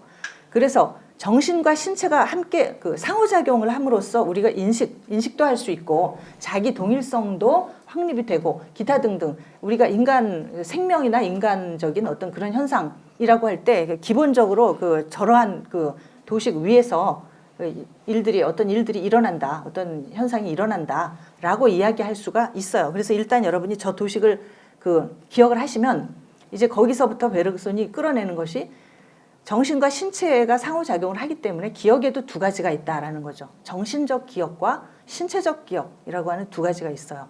그래서 여기서 말하는 습관 기억은 바로 신체적 기억인 거죠. 자, 신체적 기억은 뭐냐면 신체도 기억을 한다. 우리 뭐 여러분이 그 별로 어렵지 않게 동의할 수 있는 내용이죠. 신체도 기억을 해요. 그런데 신체적 기억의 특징은 뭐냐? 반복되는 거죠. 반복. 자, 우리가 그 신체적 기억이라고 하는 것을 정신적 기억과 비교하려면 바로 요 반복되느냐 반복되지 않느냐 이거 가지고 제일 먼저 할 수가 있는데, 여러분이 이미지 기억 같은 것은 이제 한번 떠올리면 그것이 반복적으로 똑같은 게 계속 떠올리진 않아요. 그야말로 우연적이죠. 흉이 아까 그 부분은 잘 본 거예요. 우연히 유사한 것들끼리 또는 인접한 것들끼리 떠올라요. 어떤 표상들은. 그래서 법칙이 없는 거예요. 필연적 법칙이 없어요. 우연히 떠올라요. 한번 떠오르면 내가 그걸 잡아둘 수가 없어요. 이미지를 잡아둘 수 있어요? 잡아두지 못하죠. 그걸 잡아두지 못하기 때문에 그렇게 수없이 많은 예술가들이 그 한 번 본 것을 가지고 그걸 잡아두기 위해서 그걸 표현하고 하는 거죠. 예, 베르그손에 따르면 그래요. 그런데 어쨌든 잡아둘 수 없단 말이죠. 일회성이란 말이에요. 일회성. 그런데 습관 기억은 만약에 반복되지 않으면 그것은 기억이 아니에요. 그 사례로 들어봅시다. 뭐 악기 연주라든지 어떤 운동, 그런 것은 예를 들어서 여러분이 어떤 악기를 하나 배웠다. 그러면 악기를 배웠는데 한 번 딱 하고 그 다음에는 다시는 못해요. 일회적이다. 그러면 그것은 신경학적 문제가 있는 사람이죠. 예. 한 번 배워서 내가 배웠다, 습득했다라고 하면 그러면 그 다음에 계속할 수 있어요. 반복할 수 있어요. 이런 것을 우리가 신체적 기억이라고 해요. 그래서 신체적 기억은 우리 내 몸이 기억한다라고 할 때는 내가 의식하지 않아도 그 자동으로 그것이 이제 이루어져요. 딱 자전거를 배웠으면 자전거 위에 오르면 내가 타야지라고 마음 먹지 않아도 저절로 굴러가잖아요. 신체가 하잖아요. 그죠? 그런 것을 신체적 기억이라고 해요. 그래서 반복이라는 게 특징이 있고 또 하나는 현재성. 지금 현재 하고 있어야 돼요. 지금 내가 과거에 내가 바이올린 배웠는데 지금 못해요. 하라고 해서 가져와서 하려고 하는데 못해. 그러면 옆에 사람이 그거 너 할 수 있다 그랬는데 못하네? 거짓말했구나. 그렇게 얘기하겠죠. 예. 지금 현재 내가 할 수 있어야 내가 그걸 기억하고 있다. 습득했다라고 얘기할 수 있죠. 그래서 아무리 배웠어도 지금 현재 사용할 수 없으면 그건 의미가 없어요. 그래서 이 반복과 현재성 이 두 가지를 통틀어서 뭐와 연결시킬 수가 있냐면 유용성이죠. 습관 기억. 우리가 신체적 기억을 드리는 이유는 유용하게 써먹으려고 하는 거예요. 반복하지 못하면 그것은 아무 의미가 없어요. 그리고 지금 현재 하지 못한다면 의미 없어요. 습관 기억이라는 것은 그런 것이다. 그래서 결국 습관 기억의 목적은 적응이죠. 적응. 외적 세계, 외부 세계에 적응하는 거예요. 그래서 외적 자극이 어떤 던져놓는 문제들에 대해서 대처할 수 있는 응답을 만드는데 그것을 체계화하는 거죠. 조직화하는 거예요. 오가나이즈하고 시스템으로 만드는 거예요. 메커니즘 속에 보존하는 거죠. 만약에 그렇게 돼 있지 않으면 메커니즘으로 돼 있지 않으면 예를 들어서 여러분이 자전거를 배우려고 무지무지하게 노력을 해서 친구한테 이제 졸라가지고 어렸을 때 이제 배웠다고 해보세요. 그래도 엄청 노력을 했는데 결국 못 배웠어요. 그러면 여러분은 그 기억을 습득하지 못한 거예요. 그죠? 아무리 노력해도. 그리고 응답이 만들어지지 않았잖아요. 일단 내 몸속에 메커니즘이 형성이 돼야 비슷한 자극이 오면 바로 여러분은 응답을 할 수 있어요. 바로 써먹을 수 있어야 된단 말이죠. 예, 그러니까 이제 써먹지 못한다라고 하면 그것은 습관 기억에 의미가 없는 거예요. 그러니까 신체적 기억이라는 것은 바로 그 다윈이 얘기하는 그 적응 개념 그거하고 연결이 되는 거죠. 바로 생명의 의미죠. 생명이 그 살아있을 수 있는 것이 이제 외적 자극에 대한 적응을 통해서 살아남는 거죠. 그렇게 해서 선택된다는 거죠. 자, 그 다음에 이미지 기억은 이제 반대니까 반대만 생각을 해보면 돼요. 표상적 기억, 어떤 그 관념 혹은 그 이미지로 떠오르는 그런 기억인데 이것은 반복이 안 돼요. 아까 얘기한 것처럼 한번 떠올랐다가 사라지고 우연히 다시 떠오를 수도 있지만 그때 떠오른 기억 그 표상과 지금 우연히 다시 떠오른 그 표상이 같다는 보장은 없어요. 매번 나타날 때마다 다 달라요. 그리고 어쨌거나 그것은 이미지 기억은 내가 그것을 습관 기억 드릴 때처럼 노력할 필요도 없어요. 그냥 한번 인상을 받으면 돼요. 강렬하든 뭐 그 희미하든 간에 인상을 한번 받으면 그 이미지 기억이 내 안에 저장되죠. 그렇게 해서 저장된 기억을 우리가 그 베르그손이 순수 기억이라고 하는 거예요. 근데 이제 이미지 하면은 그 이미지 자체가 물질적인 것이기 때문에 순수 기억은 아직 물질화 되기 이전에 어떤 가능성, 잠재성으로 이야기하거든요. 그래서 그 순수 기억과 이미지 기억을 분리하는 거죠. 그래서 이것은 내 역사의 한 사건이고 일회적이라는 뜻이에요. 사건이라는 뜻은. 그다음에 개인적이고 다양한 뉘앙스를 가지며 또 날짜를 갖는다. 어제 내가 어떤 사건이 있었어요. 어제 나한테 어떤 사건이 있었으면 어제라는 날짜가 바로 그것의 그 기억에 필수적이죠. 그저께 만약에 비슷한 사건이 있었다라고 하지만 그것이 같은 기억이 아니죠. 그저께는 그저께고 어제는 어제예요. 똑같은 사람을 만났어도 그것은 다른 기억이에요. 날짜에 의해서 분리되죠. 그래서 이것은 무용하다. 즉 유용하지가 않아요. 왜냐하면 내가 마음대로 떠올릴 수가 없기 때문에 써먹을 수가 없다 이거예요. 그래서 이것은 우발적이고 통제 불가능하다. 내가 마음대로 할 수 없는 기억이에요. 그래서 이런 종류의 두 가지 종류의 기억이 있다. 그래서 습관 기억은 신체 기억적 기억이고 이미지 기억은 정신적 기억이기 때문에 이것들이 그 신체와 정신을 우리가 이제 나눈다면 신체와 정신이 뭐 나눠지느냐 안 나눠지느냐 그건 또 딴 문제고 일단은 우리가 그 현상으로서는 다르게 나타나잖아요. 그러니까 그렇게 나타날 때 역시 기억도 그렇게 두 가지로 나타난다라는 거죠.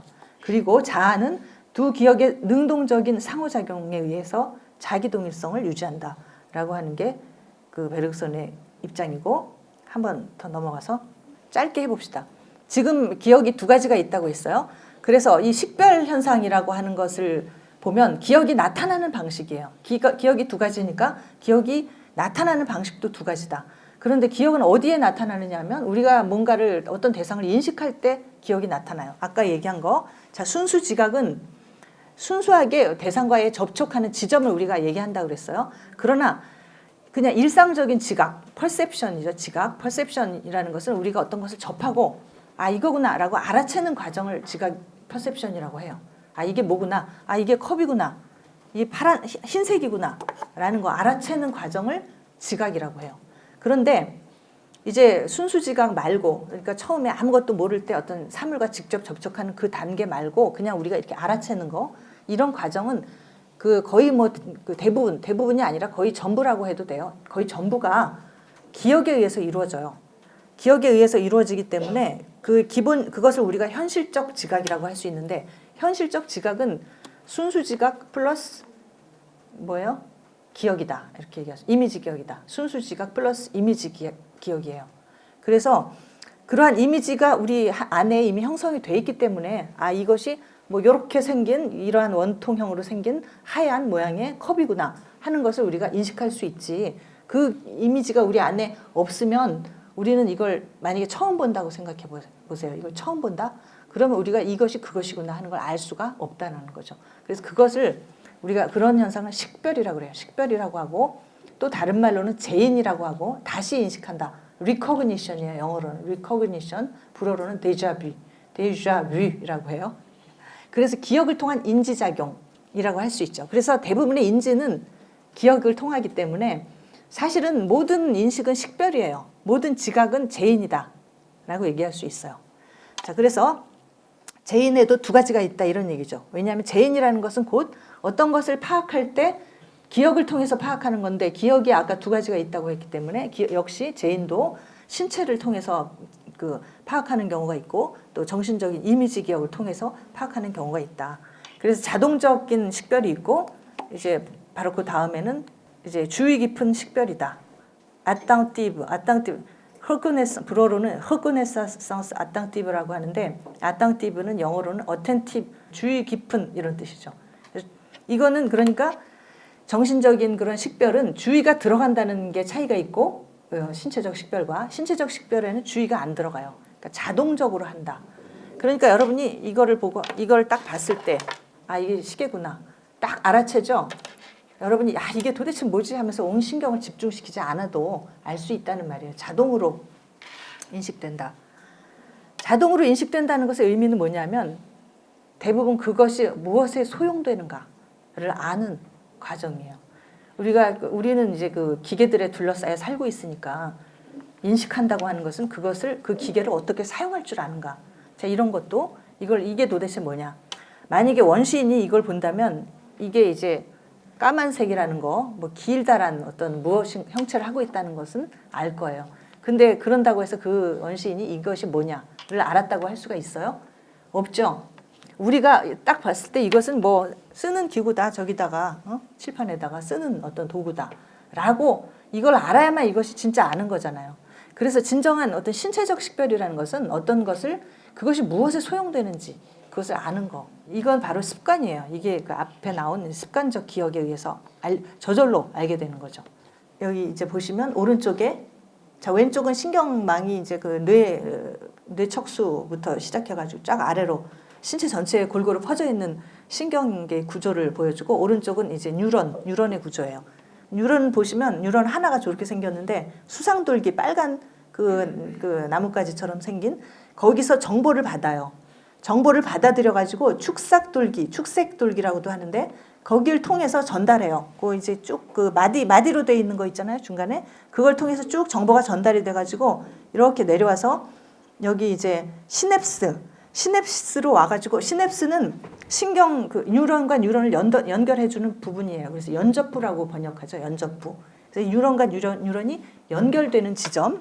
그래서 그 지점에서 다시 또 이제 다른 뉴런과 연결이 돼서 이제 수상돌기에 들어가는 거지. 다른 뉴런의 수상돌기로 들어가서 또 연결되고, 이렇게 해서 무수히 많은 엄청나게 많은 뉴런들이 우리 뇌를 구성하고 있죠. 그런데 자 보세요. 왼쪽에 아까 중간에 신경망 구조에서 볼 때는 뉴런에서 축색돌기를 여기저기 뻗어가지고 새로운 길을 트는 과정. 수상돌기에서 정보 들어오면 축색돌기가 그걸 받아가지고 쭉 뻗어가지고 이쪽으로 한번 가볼까 저쪽으로 한번 가볼까 이렇게 탐색을 하는 과정인데, 자, 그것이 길을 트는 과정이에요.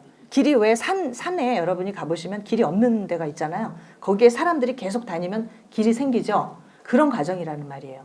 그래서 그런 과정이 바로 습관을 만드는 과정이에요. 그래서 습관이라는 것이 후천적이긴 하지만 이것이 뇌에 각인이 돼요. 예를 들어서 아까 뭐 피아노를 배웠다, 어떤 사람이. 그러면 그 사람이 뉴런에 피아노 치는 그것이 전혀 구성이 안 돼 있는 상태에서 하나하나 길을 트는 과정이죠. 그렇게 해서 결국은 피아노에 아주 정말 명수가 됐다, 엄청난 게 이제 훌륭한 피아니스트가 됐다고 하면 신경망 구조에 그게 다 이제 어느 정도 그게 돼요. 길이 터 있어요. 이미 그 안에 들어가 있어요. 근데 이게 재미있는 것이 한번 이렇게 길을 만들면 영원히 가느냐? 그렇지는 않아요. 한참 안 쓰면 또 그 길이, 산에서 여러분이 길을 가다가 길이 생겼는데 또 사람이 오래 안 다니면 다시 또 풀로 뒤덮이잖아요. 그렇듯이 다시 못 쓰게 되듯이 마찬가지예요. 우리 신경망도 계속 써주지 않으면 이제 없어져요. 우리 습관도 그렇잖아요. 여러분이 습관을 들였는데 계속 뭐 아침에 일찍 일어나는 습관을 들여가지고 아침마다 일찍 일어나는데 갑자기 어느 날 또 게을러져가지고 계속 늦게 일어나요. 자, 그러면 또 다시 옛날로 돌아가는 거예요. 그러니까 이것도 없어지기도 하고 다시 또 생겨나기도 하고 그래요. 그러니까 이게 신체에 한번 각인이 됐다고 해서 그게 영원한 건 아니란 말이죠. 계속 만들어지고 재구성되고 또 소멸하고 그런 과정을 겪는데 바로 그것이 이제 그 자동적 식별 혹은 습관적 이 형성되는 과정이라는 거죠. 거기서 만들어지는 도식이 운동적 도식이라는 게 있어요. 쉔모테르라고 여기 이제 불어로 돼 있는데 영어로는 모터, 움직이는 쉔이라는 거예요. 움직이는 쉐마라는 거죠.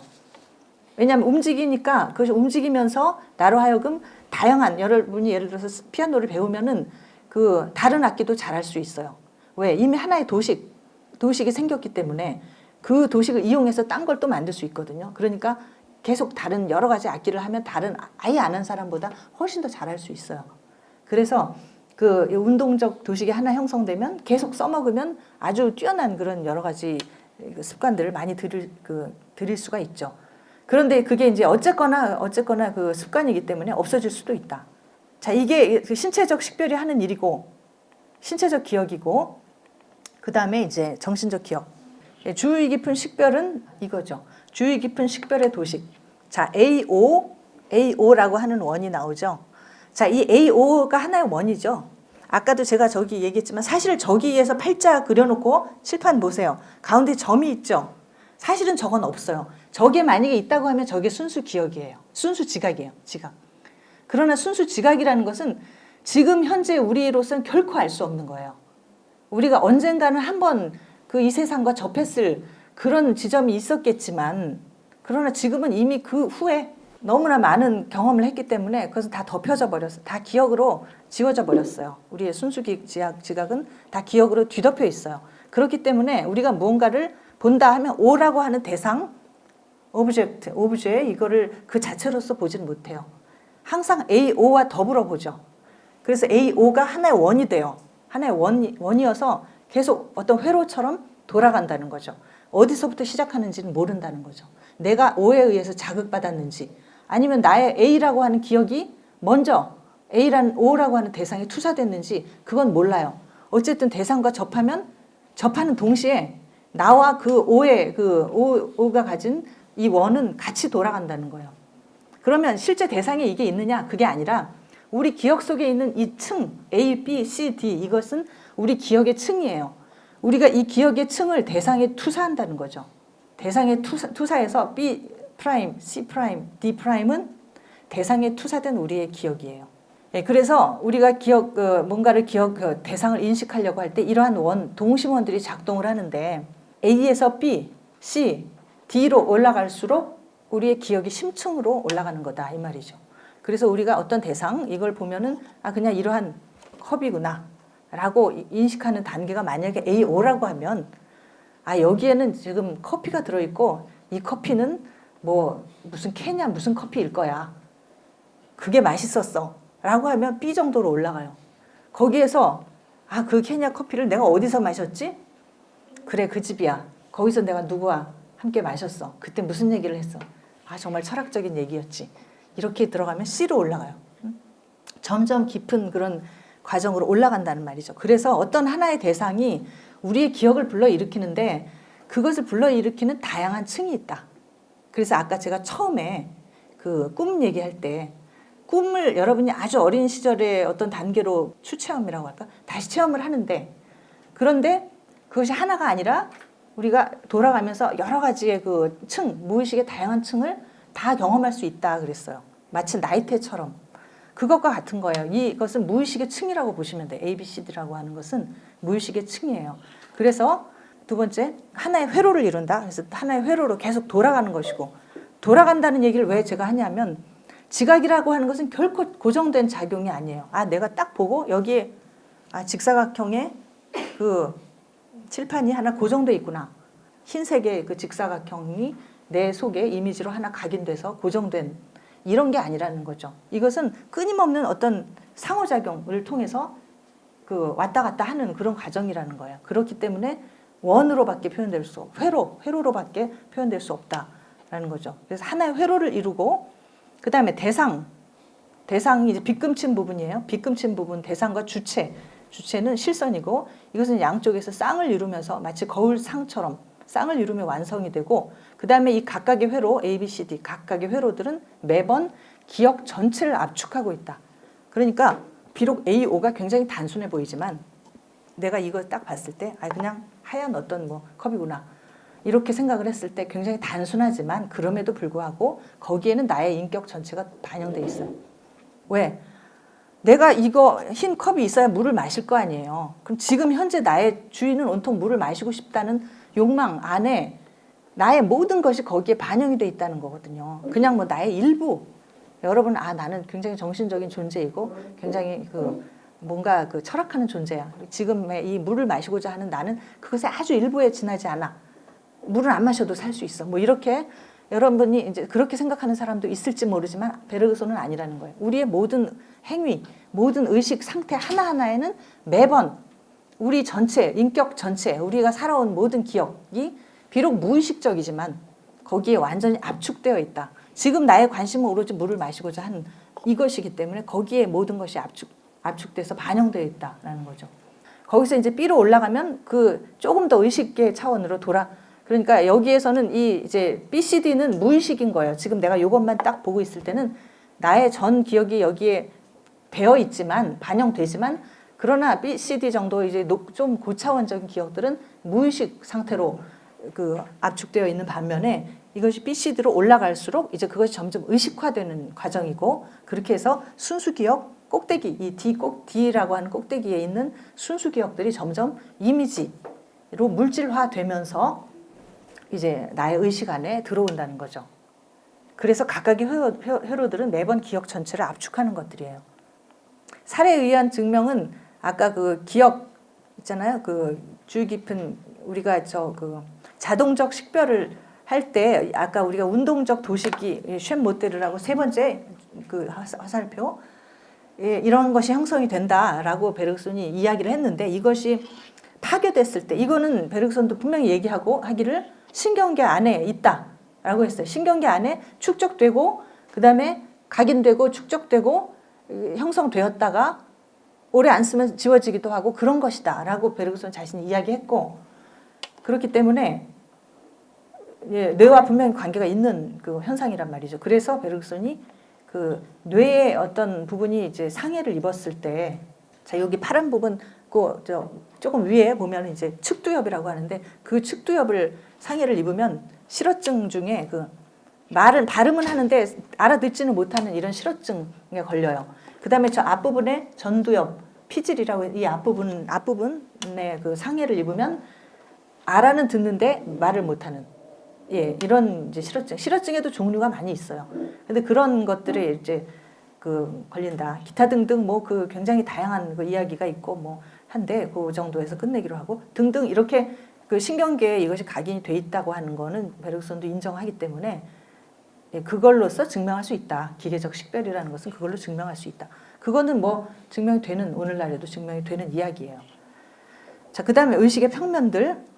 아까 저 팔자 도식, 저기 있는 저 팔자 도식, 저거는 이것의 단면이에요. 요 의식의 평면을 이렇게 단면으로 잘랐을 때 저렇게 되는 거죠. 그러니까 저기에 PAB가 저기에 하나의 AO라고 하는 원이 되는 거예요. 요거는 입체로 만든 것에 불과하고, 여기에서 AB라고 하는 꼭대기에 있는 평면, 이 평면이 아까 D가 되는 거죠. 아까 여기에는 D에 해당하는 거예요.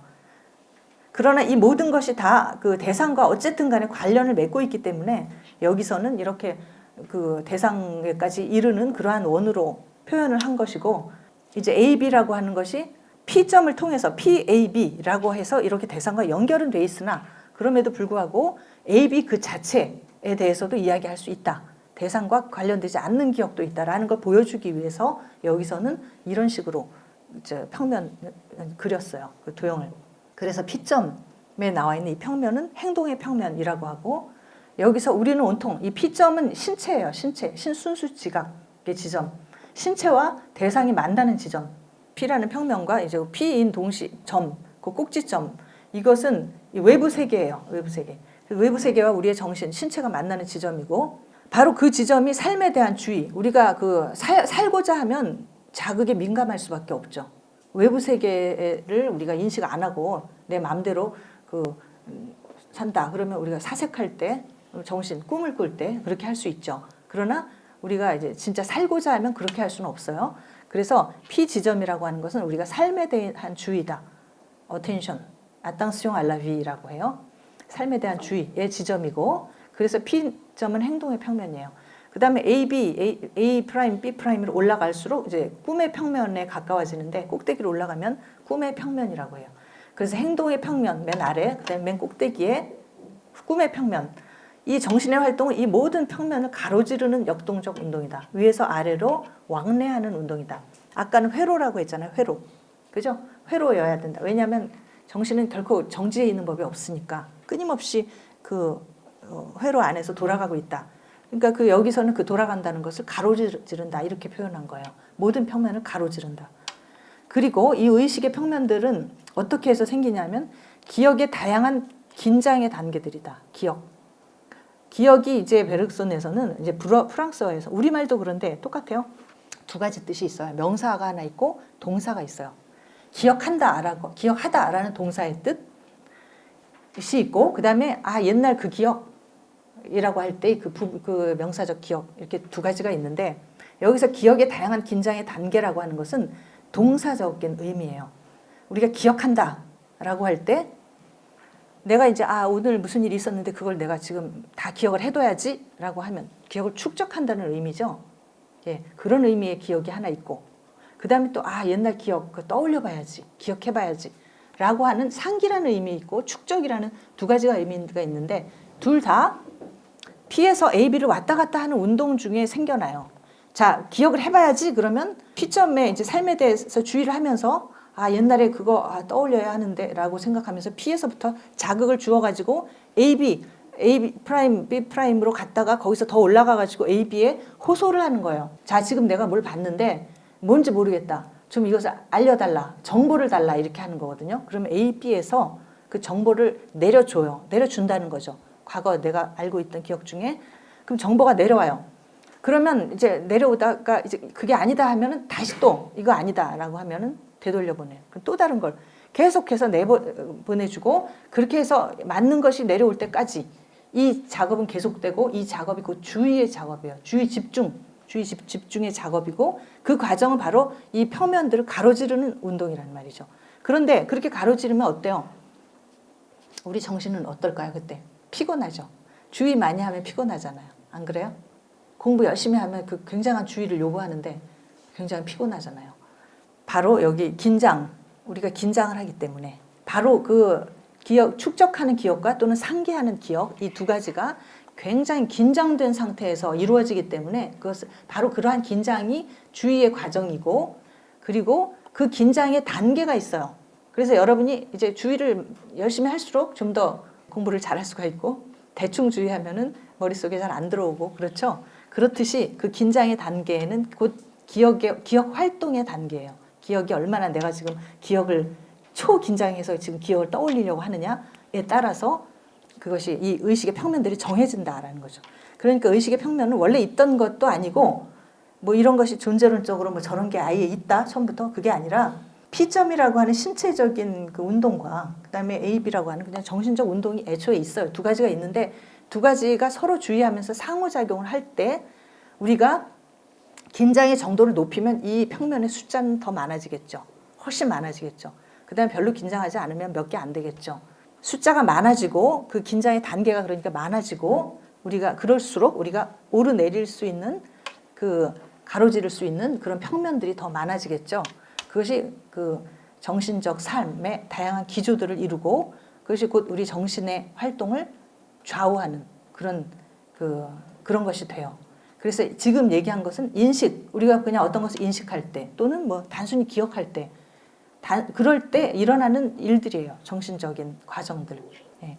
그래서 방금 얘기한 삶에 대한 주의라는 개념 나왔고 삶에 대한 주의는 두 번째 보세요. 최종적으로 감각 운동의 응집력이라는 현재적 그 신체적 태도에 관련이 되어 있어요. 삶에 대한 주의라는 것은. 그래서 여러분이 어떤 풍선을 잡고 있는 어린아이를 한번 생각해 보세요. 그러면 여러분이 이제 풍선을 놓으면 날아가죠. 예. 그 우리 정신과 신체는 그런 방식으로 그 결합을 하고 있다라는 거죠. 그래서 우리가 이 풍선을 꽉 잡고 있어야만 정신과 신체는 그 서로 결합이 온전해지고 그렇게 할 때 우리가 정상적인 활동을 할 수 있다라는 거고 그래서 여기 우리 정신의 추와 균형을 제공하는 것이다. 그 감각과 운동이라는 것이 우리 정신의 추, 그러니까 날아가지 말라는 거예요. 날아가지 말고 여기 있어라, 신체에 붙어 있어라 하는 거죠. 그 균형을 제공하고 그럴 때 우리가 정상적으로 기억이 신체에 삽입이 돼서 우리가 지각도 할 수 있고 운동도 할 수 있고 여러 가지 활동을 할 수 있다는 거죠. 그 다음에 그렇지 못하고 우리가 이것을 놓으면 잠이나 꿈, 정신 착란 또는 낯설음의 감정, 비현실감, 묘사하기 어려운 기식감 이런 것들이 나타나요. 이거는 이제 베르그손이 그 당시에 그 정신병리학하고 어떤 뭐 신경생리학 이런 그 연구들을 참조해서 하는 이야기들이니까 그 당시 과학을 가지고 한 거예요. 오늘날에는 조금 뭐 다르게 얘기할 수도 있지만 근본적으로는 어쨌든 그 베르그손은 그 정신과 신체가 함께 상호작용을 할 때 우리가 그 일반적인 어떤 정신적인 균형을 이루고 바로 그것이 자기 인격의 동일성을 이룬다는 이야기예요. 거기서 우리가 놓치게 되면 그때는 예를 들어서 정신착란과 같은 어떤 병리적인 현상이 나타나게 되면 자기 동일성을 이제 보존할 수가 없는 거죠. 그 병리적 현상 중에는 또 그 중에 베르그손이 그 연구한 것 중에는 기억상실증도 있어요. 그러니까 기억상실증에 걸린 사람은 자기 동일성을 가질 수 뭐 없겠죠. 당연히 우리 처음에 얘기한 것처럼 당연히 가질 수 없는데 그거는 베르그손에 따르면 이러한 어떤 균형, 신체와 정신의 균형이 깨지기 때문에 그런 것이다 라고 설명하는 거죠.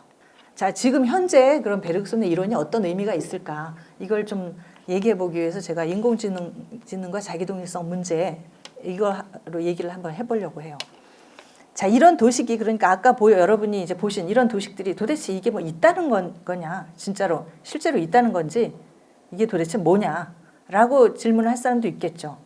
이런 거는 뭐 여기에 대해서는 질문 안 하겠지만 이건 어떤 책을 펴도 다 있으니까 그러나 이런 도식 혹은 이런 도식 이런 게 있느냐라고 물을 수 있는데 자 이거는 베르그손이 그 당시에 존재하는 그 자연과학적 자료들을 가지고 자연과학이 아까도 제가 얘기했지만 인격 동일성을 설명하기 위해서 자연과학적 자료만 가지고 100% 안 돼요.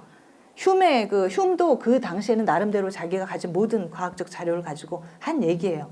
모든 철학자들은 그 당시에 자연과학을 반영을 해야 되죠. 만약에 반영 못하면 그것은 뭐 충분한 이론이 될 수 없죠. 그래서 어떤 자연과학적 자료를 가지고 그것이 그 채워주지 못하는 철학적인 어떤 그 영역이 있죠. 그 부분을 철학적으로 가설을 만든 거예요. 그러니까 이것은 분명히 가설이에요.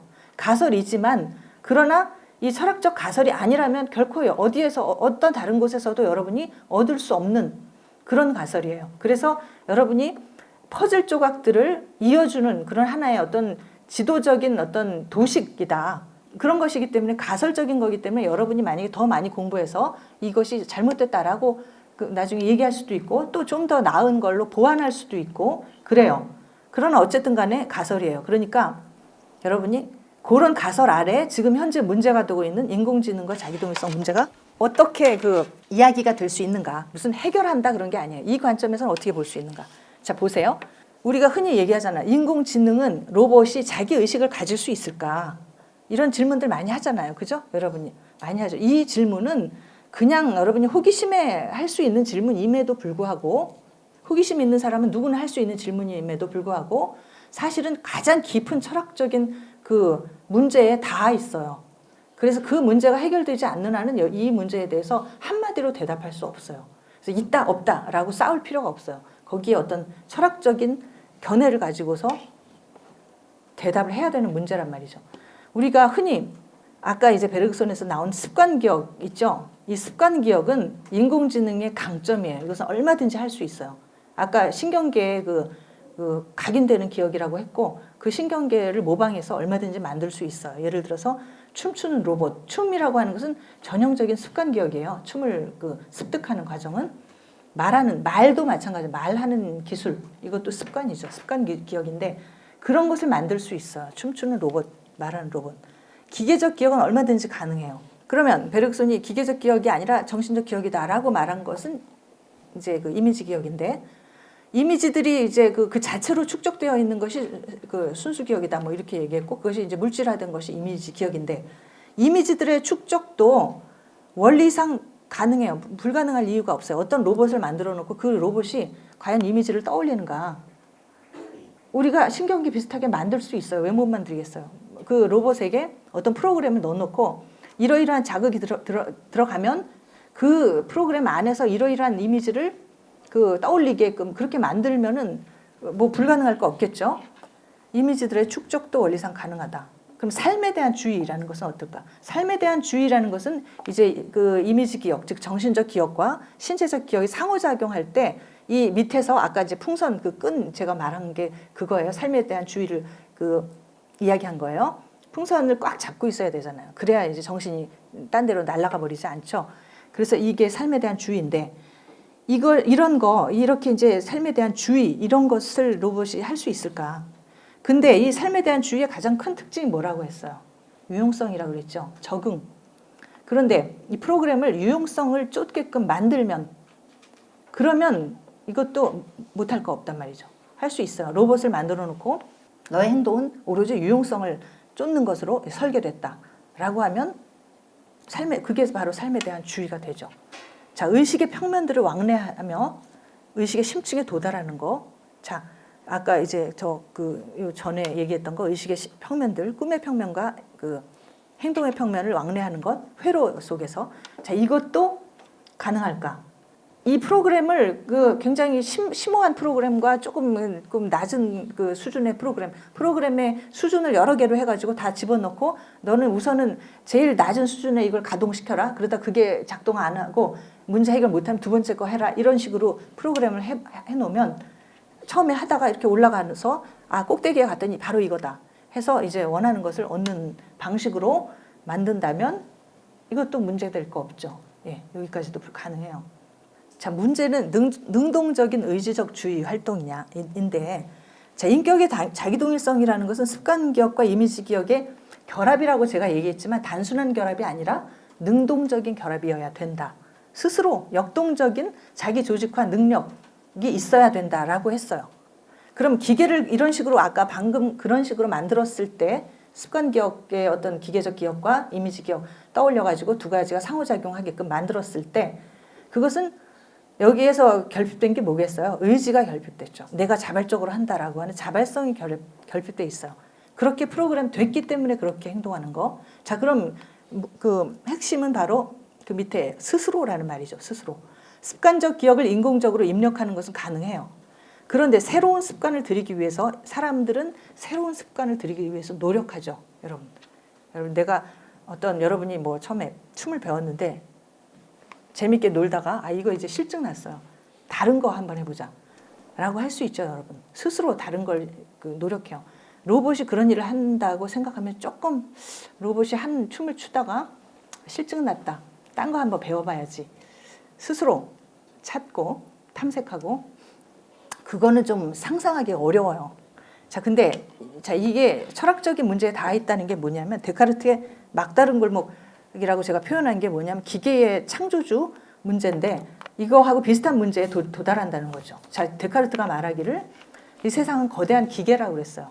거대한 기계고 세상 자체가 기계이며 그 안에 돌아가는 방식 이 모든 것은 물질의 엄정한 그 인과적 그런 방식에 따라서 돌아간다 그랬어요. 움직인다.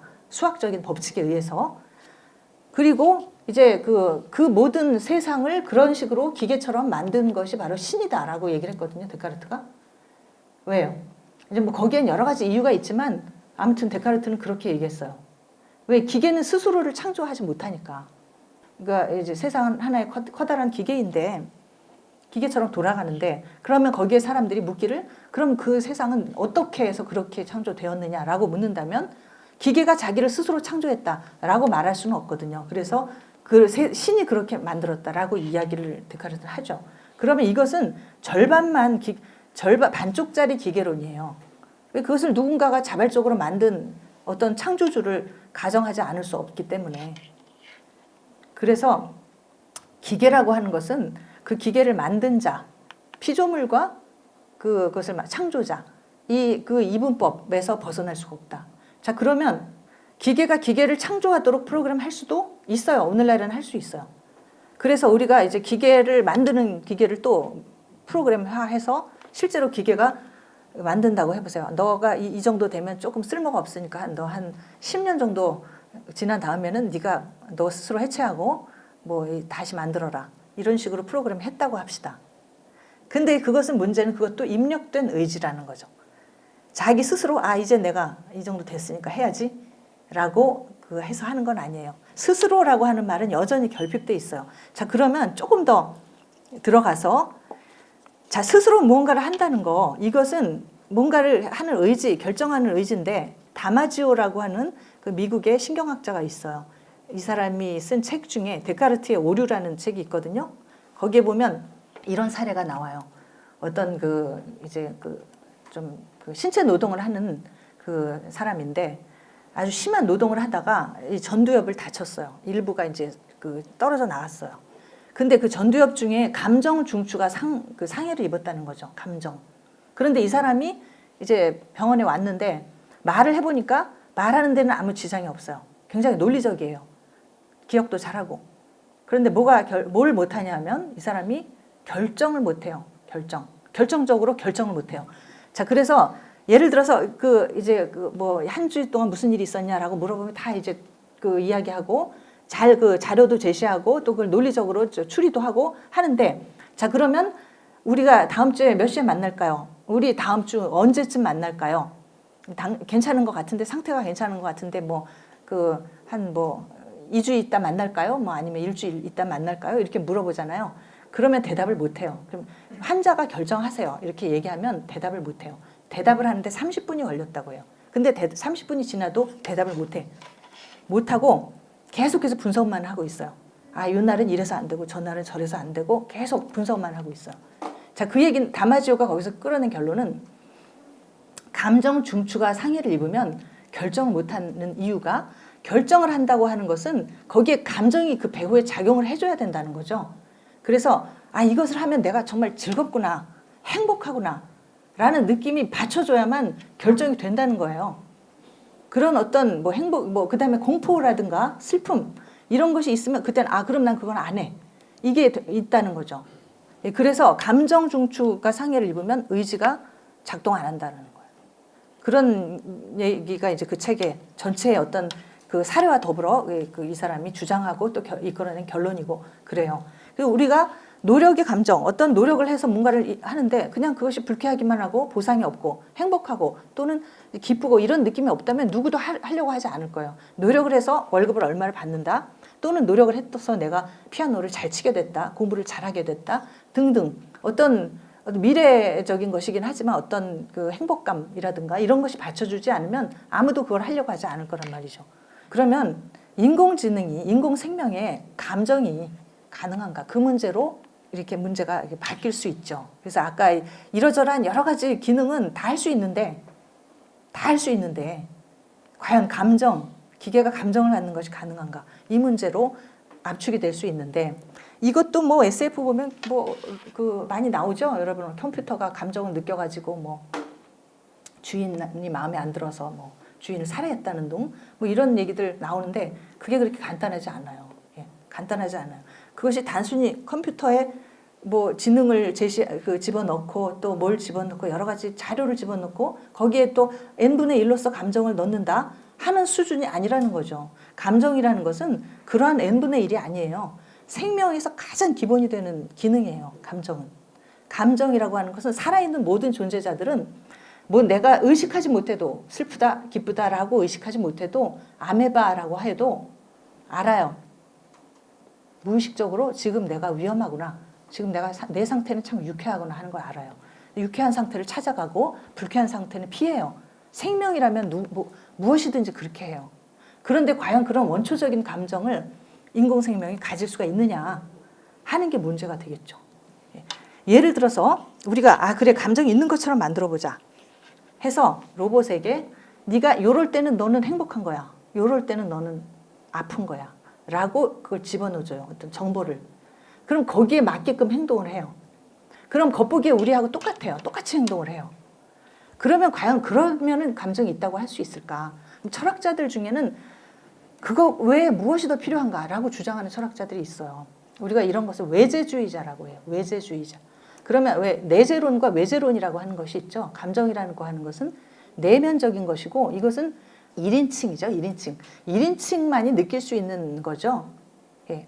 외부인은 절대 느끼지 못해요. 같은 부부고 부모 자식 간에도 느끼지 못해요. 감정 이입은 할 수 있지만 똑같이 느낄 수는 없어요. 1인칭적인 그 상태의 느낌이기 때문에 그래요. 그러면 그 1인칭적인 어떤 그런 느낌, 그것은 절대적인 것이고 누구도 모방할 수 없고 창조할 수도 없는 거다라고 얘기한다면 그것은 우리가 이제 내재론이라고 할 수 있고 겉으로 드러나는 거 그거 왜 뭐가 더 필요한가라고 이야기한다면 거기에 예를 들어서 신경의 어떤 작용이 있고 그러니까 그거 로봇에도 그건 만들 수가 있죠. 자극을 주면 신경회로에 어떠한 운동이 일어나게끔 만들어요. 그럼 그 운동이 일어나면 나는 이렇게밖에 반응할 수 없어요. 그것은 그 운동이 일어나면 나는 곧 불쾌하다는 표시다. 그러므로 그 불쾌함의 표시로 나는 이렇게 행동한다. 뭘 집어 던진다든지 이렇게 하도록 만약에 만든다면 그것은 외재론적 관점의 감정이에요. 그러면 여러분이 외재주의적 관점을 택한다면 로봇도 감정이 있어. 그러면 로봇도 결정할 수 있고 인간과 다를 게 뭐냐라고 말할 수 있지만 그것은 하나의 철학적 입장이에요. 그것이 맞는지 틀린지는 우리는 알 수 없어요. 알 수 없고 우리가 자폐증 환자의 사례를 보면 그 외재론이라는 것이 맞지 않을 수도 있다라는 것을 짐작할 수 있어요. 예를 들면 자폐증 환자는 특징이 뭐냐면 우리 일반인들하고 똑같이 감정을 느끼지 못해요. 그래서 우리가 특히 유머 같은 거 있잖아요. 유머. 어떤 우스운 이야기를 하면 어떤 아주 작은 뉘앙스에도 사람들이 웃잖아요. 근데 그걸 못해요. 자폐증 환자들은. 그럼 겉에서 이런 이야기를 하면 사람들이 웃는구나. 이걸 겉으로 관찰만 해요. 그 내면적인 뉘앙스를 못 느낀단 말이죠. 그래서 자폐증 환자 중에 이것도 이제 그 아까 올리버 섹스라는 사람의 그 화성에서 온 뭐라는 책이 있어요. 거기에 나오는 사례인데 거기 어떤 자폐증 환자가 그 감정 빼고는 다 완벽해요. 머리도 굉장히 좋아가지고 뭐 이제 무슨 대학 교수가 됐어요. 그러나 그 환자가 결코 끝까지 가질 수 없었던 것은 감정, 유머 감각이에요. 그래서 그 사회생활 하는데 그게 많이 그 지장을 초래하기 때문에 이제 외적으로 익힌 거예요. 그래서 이런 얘기를 하면 사람들이 웃는다. 엄청나게 열심히 관찰을 해가지고 그럴 땐 그런 얘기 나오면 같이 웃고 뭐 이렇게 해요. 그러니까 겉보기에는 똑같아요. 하지만 이 사람은 자기 내면에 어떤 공허함이 있는 거죠. 나는 결코 남들과 같지 않다. 나는 화성에서 온 사람인가. 이 느낌이 항상 있는 거예요. 인간이기 때문에 그걸 알 수 있는 거예요. 그래서 과연 로봇이라고 할 때 우리가 그것을 외재주의자처럼 그렇게 쉽게 얘기할 수 있느냐. 그런 문제가 있다. 또한 감정이나 의지는 사회적인 것이기도 하기 때문에 로봇 생태계를 가정하지 않는다면 감정은 아주 어린 시절부터 교육이 돼요. 그래서 그 혼자 살면 감정이 또 교육이 발전을 안 해요. 발달을 안 해요. 그래서 이거는 사회를 가정을 해야 돼요. 그래서 만약에 인공생태계라는 것이 있고 로봇들의 사회가 있다라고 하면 또 그거는 뭐 가능할 수도 있겠죠. 그 부분은. 그러나 이제 제가 볼 때는 그렇다. 그래서 여기서 문제는 요 스스로 무언가를 노력하고 스스로 뭔가를 만들려고 하고 자기 조직화하고 이런 것이 로봇에게는 가능하지 않을 것 같다라는 그런 생각을 그런 얘기를 할 수 있고, 베르그손의 이 지속에 기초한 기억 이론은 바로 그 점을 가장 그 핵심적인 걸로 놨다, 이런 얘기입니다. 네, 여기까지 할게요. 들으시느라고 수고하셨습니다.